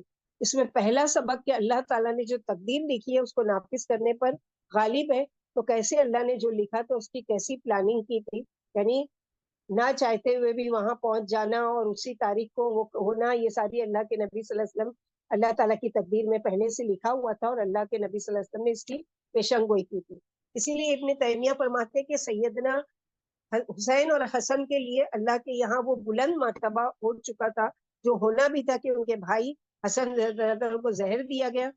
دوسرا سبق اس واقعے کے حق کی خاطر اور صحیح چیز کے لیے ڈٹ جانا اور مقابلہ کرنا۔ تیسری چیز ہم کو اس واقعے سے یہ ملتی کہ غلط بات کے مقابلے میں فوج کے لوگوں نے معلوم تھا کہ گورنر غلط ہے، ظالم ہے اور اللہ کی نافرمانی کا حکم دے رہا ہے، اس کے باوجود گورنر کے حکم کو مان کر نواسے رسول کو قتل کیا۔ تاریخ میں آتا ہے کہ حسین بن علی رضی اللہ عنہ 10 محرم کے دن اپنے پیارے نانا کی سکھائی ہوئی سنت کے مطابق روزے سے تھے۔ دونوں بھائی جنت کے نوجوانوں کے سردار ہوں گے، ان کو اللہ تعالیٰ نے یہ عزت بخشی ہے۔ تو یہ اصل واقعہ ہے جس کو توڑ مروڑ کر پتہ نہیں کیا کیا بنا کر، اور یزید کو یہ ہے وہ ہے دنیا بھر کی۔ تو امیر معاویہ جو اللہ کے رسول صلی اللہ علیہ وسلم کے صحابی ہیں، کیا انہوں نے اپنے بیٹے کی اس طرح تربیت کی کہ وہ اتنا بگڑا ہوا عیاش قسم کا تھا؟ یہ ساری خرافات ہے، واللہ اعلم بالصواب۔ تاریخ جو ہم کو یہ بتاتی ہے اس میں یہ حقیقت ہے۔ ہمارے کرنے کا کام کیا ہے کہ ہم کیا کریں گے اس نئے سال کو، کہ یعنی یہ ہمارے لیے نیا سال ہے، اس میں اپنا محاسبہ جو ہم لوگوں نے دیکھا سورہ انفال کی آیت نمبر 2 سے 4 کے بیچ کے ہم کو کرنے کا کام کیا ہے۔ نمبر 1 اللہ کی خشیت، نمبر 2 یہ ہے کہ تلاوت قرآن میں غور و فکر اور تدبر اور اس پر عمل کی کوشش اور خشیت الہی، اور تیسری چیز یہ ہے کہ اللہ کی ذات پر توکل اور بھروسہ، چوتھی چیز یہ کہ نماز کو قائم کرنا ویسی جیسا کہ اللہ کے نبی صلی اللہ علیہ وسلم کا طریقہ تھا، اور پانچویں چیز یہ ہے کہ اللہ کی راہ میں وہ چیزیں خرچ کرنا جو اللہ تعالیٰ نے ہم کو دیا ہے۔ خوشی اللہ سبحانہ و تعالیٰ سے دعا ہے کہ اللہ سبحانہ و تعالیٰ ہم کو کہنے سننے سے زیادہ عمل کی توفیق عطا فرمائے۔ اللہ سبحانہ و تعالیٰ ہمارے لیے یہ نیا سال مبارک کرے۔ جو پچھلے سال ہم خیر کے کام نہیں کر سکے، وہ نئے عزم کے ساتھ کہ اس سال میں اپنے لیے ایک ٹارگیٹ بنانا ہے، مثلا اس سال میں یہ نیا علم کچھ سیکھوں گی، میں یہ نیا کچھ کروں گی، یہ نیا کچھ اللہ کی رضا کے کام میں کروں گی، نیا کچھ صدقہ کروں گی، نیا کوئی ایسا کوئی ٹارگیٹ جو اللہ کی رضا کی خوشنودی کے کام ہے، وہ اپنے لیے گول بنانا ہے اور اس پر ڈٹ جانا ہے، جم جانا ہے، اس کو کرنے کی کوشش کرنا ہے. اور اس کے علاوہ جو فرائض ہمارے اوپر ہے اس کی پابندی، اور جو نوافل ہے، جو سنت ہے، وہ ساری چیزیں، اور اللہ کے نبی صلی اللہ علیہ وسلم کے طریقوں پر چلنے کی کوشش، اللہ کے مخلوق کے فائدے کے لیے جو بھی ہماری اس سے بن پڑتا ہے، وہ ساری کوششیں، وہ ساری چیزیں کرنا ہے. اللہ سبحانہ و تعالیٰ ہمارے لیے آسان کرے، ہمارے لیے یہ سال مبارک کرے کہ آگے چل کر، کیونکہ کسی کی بھی زندگی کا کوئی بھروسہ نہیں ہے نا کہ اس سال ہم کو مل گیا یہ سال. جیسے رمضان تھا، ہم نے سوچا پتہ نہیں رمضان ملے گا کہ نہیں، اللہ تعالیٰ نے توفیق دی، رمضان بھی مل گیا. عشرہ ذی الحجہ جو تمام دنوں میں افضل دن تھے، اللہ تعالیٰ نے ہم کو وہ بھی نصیب کیا. اب محرم کا مہینہ ملا ہے کہ یہ نیا سال شروع ہو رہا ہے، تو اللہ سے دعا کے ساتھ اس مہینے میں، اس سال میں داخل ہونا ہے کہ انشاءاللہ اپنے آپ سے یہ عہد کہ ہمارا اگلا سال جو ہے پچھلے سال کی طرح کوتاہی والا نہیں ہوگا، بلکہ کچھ نیا گول، کچھ نیا ٹارگیٹ، کوئی ایسی چیز جو اللہ کی رضا و خوشنودی کے لیے کریں گے، اور اس نیت اور کوشش سے کریں گے کہ اللہ علم کے یہ اگلا، اس کے بعد کا اگلا نیا سال میں ہمارا داخلہ ہوتا ہے یا نہیں ہے، اللہ علم بالصواب. اللہ سبحانہ و تعالی ہم سب کو ثابت قدم رکھے. اللہم ثبتنا بالقول الثابت فی الحیات الدنیا وفی الآخرہ. اللہم ثبتنا بکلمۃ لا الہ الا عند الموت. اللہم ارزقنا الاخلاص وحسن الختام. اللہم اعنا علی غمرات الموت وسکرات الموت. یا مقلب القلوب ثبت قلوبنا علی طاعتک. یا مصرف القلوب ثبت قلوبنا علی دینک. ربنا لا تزغ قلوبنا بعد إذ هديتنا وهب لنا من لدنك رحمة إنك أنت الوهاب. ربنا هب لنا من أزواجنا وذرياتنا قرة عين واجعلنا للمتقين إماما. ربنا اصرف عنا عذاب جهنم إن عذابها كان غراما إنها ساعت مستقرا ومقاما. اللهم إنا نسألك جنة وما قرب إليها قول وعمل ونعوذ بك من عذاب جهنم وما قرب إليها قول وعمل. وأسألك أن تجعل كل قضاء قضيته لي خيرا. کیا معنی ہے قضیت الخیرہ؟ کہ اللہ تعالیٰ تقدیر میں پچھلے سال میں اگر کچھ وہ تھا، اچھا تھا، برا تھا، جو بھی تھا، اگلے سال میں آپ نے تقدیر میں کوئی برائی لکھی ہے، کوئی بیماری لکھی ہے، کوئی آفت لکھی ہے، کوئی مصیبت لکھی ہے، کوئی بھی ایسی چیز بلا ہم سے پر اترنے والی ہے، اللہ تعالیٰ ان سب سے ہم آپ کی پناہ میں آتے ہیں کہ ہماری تقدیر کو مٹا کر آپ اچھا کرنے پر قادر، اور دعاؤں سے تقدیر بدلتی ہے. ربنا تقبل منا انك انت السميع العليم وتب علينا انك انت التواب الرحيم. سبحان ربك رب العزة عما يصفون وسلام على المرسلين والحمد لله رب العالمين. سبحانك اللهم وبحمدك اشهد ان لا اله الا انت استغفرك واتوب اليك. السلام علیکم ورحمۃ اللہ وبرکاتہ.